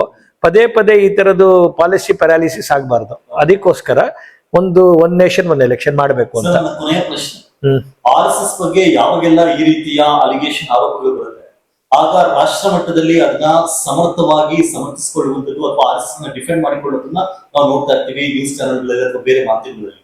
ಆದ್ರೆ ಕರ್ನಾಟಕ ರಾಜ್ಯದಲ್ಲಿ ಎಲ್ಲೋ ಇಲ್ಲಿನ ರಾಜ್ಯ ಬಿಜೆಪಿಗರಿಗೆ RSS ಬಗ್ಗೆ ಇಷ್ಟೆಲ್ಲ ಆರೋಪಗಳನ್ನ ಮಾಡ್ತಿದ್ರು ಕೂಡ ಅದನ್ನ ಸಮರ್ಥವಾಗಿ ಡಿಫೆಂಡ್ ಮಾಡ್ಕೊಳ್ತಿದ್ದಾರೆ ಅಂತ ಅನ್ಸುತ್ತೆ ನಿಮಗೆ? ಅಲ್ಲ, ಖಂಡಿತವಾಗ್ಲು. ನಾನು ಬಿಜೆಪಿಯ ವಕ್ತಾರ. ನಾನು ಇವತ್ತು ಸಂಘದ ಬಗ್ಗೆ ಬಂದಂತ ಆರೋಪದ ಬಗ್ಗೆ ನೀವು ಕೇಳಿದಂತ ಪ್ರಶ್ನೆಗೆ ಉತ್ತರ ಕೊಟ್ಟಿದ್ದೀನಿ. ಹಾಗೆ ಬಿಜೆಪಿಯ ಅವರ ಯಥಾಶಕ್ತಿ ಅವರ ಸಾಮರ್ಥ್ಯದ ರೀತಿ ಒಳಗಡೆ ಪ್ರತಿಯೊಬ್ಬರು ಸಮರ್ಥನೆ ಮಾಡಿದ್ದಾರೆ. ಸಮರ್ಪಕ ಅನ್ನುವಂಥದ್ದು ನಿಮಗೆ ಬಿಟ್ಟಂಥದ್ದು. ಯಾವುದು ಸಮರ್ಪಕವಾಗಿ ಕೊಟ್ಟಿದ್ದಾರೆ ಅನ್ನೋದು ಅದು ನಿಮ್ಮ ಎವ್ಯಾಲ್ಯೂಷನ್ ಪಾರ್ಟ್. ನಾನು ಹೇಳಿರೋದೆಲ್ಲ ಸಮರ್ಪಕವಾಗಿದೆ ಅಂತ ನಾನು ಅನ್ನಿಸ್ತೇನೆ. ಬಟ್ ದಟ್ ನಾನು ಕರೆಕ್ಟ್ ಹೇಳಿದ್ದೀನ ಬಿಟ್ಟಿದ್ದೀನ, ನಿಮ್ಗೆ ಸಮಾಜ ಆಗಿದೆಯಾ, ಸಮಾಧಾನ ತಂದಿದ್ಯಾ, ಅದು ನಿಮಗೆ ಬಿಟ್ಟಂಥದ್ದು. ಆ ಪದಕ್ಕೆ ನಂದು ಆಪತ್ತಿ ಇದೆ. ಏನಂದ್ರೆ ಸಮರ್ಪಕವಾಗಿ ಅನ್ನುವಂಥದ್ರಲ್ಲಿ ಆಪತ್ತಿ ಇದೆ. ಆದ್ರೆ ಎಲ್ಲರೂ ಕೂಡ ನಮ್ಗೆ ಬಿಜೆಪಿ ನಮ್ಮ ಮಾತೃ ಸಂಸ್ಥೆ. ನಾವೆಲ್ಲವೂ ನಮ್ಗೆ ವೈಚಾರಿಕವಾಗಿ, ನಮ್ಗೆ ವೈಯಕ್ತಿಕವಾಗಿ ನಮ್ಮನ್ನೆಲ್ಲ ವ್ಯಕ್ತಿತ್ವದ ವಿಕಾಸನ ಮಾಡ್ತಾ ಸಮಾಜಕ್ಕೆ ನಮ್ಮನ್ನ ತೊಡಗಿಸ್ಕೊಳ್ಳಕ್ಕೆ ಪ್ರೇರಣಾ ಸ್ತೋತ್ರವಾಗಿರ್ತಕ್ಕಂಥದ್ದು ನಮ್ಮ ಸಂಘ. ನಾವು ಅದನ್ನು ಯಾವತ್ತೂ ಕೂಡ ನಮ್ಮ ತಾಯಿ ಅಂತ ಭಾವಿಸ್ತೀವಿ. ನಾವು ಆ ತಾಯಿಯ ವಿಷಯದೊಳಗಡೆ ಬಂದಂತ ಸಂದರ್ಭದಲ್ಲಿ ಯಾವ್ದಾದ್ರು ಮಗ ತಪ್ಪು ಮಾಡಕ್ ಸಾಧ್ಯನಾ? ನಡೆ ಮಾಡ್ತೀವಿ. ಇದು ಇವತ್ತಿನ ವಿಶೇಷ ಆಗಿತ್ತು. RSS ನ ಕುರಿತಾಗಿ ಮತ್ತೆ ರಾಜ್ಯ ಬಿಜೆಪಿಯ ಕೆಲವೊಂದು ವಿಷಯಗಳ ಕುರಿತಾಗಿ, ಕೇಂದ್ರ ಬಿಜೆಪಿ ಕುರಿತಾಗಿ ಹಲವಾರು ವಿಷಯಗಳನ್ನು ನಮ್ಮೊಂದಿಗೆ ಹಂಚಿಕೊಂಡಿದ್ದಾರೆ. ಸರ್, ಧನ್ಯವಾದಗಳು. ನಮಸ್ತೆ.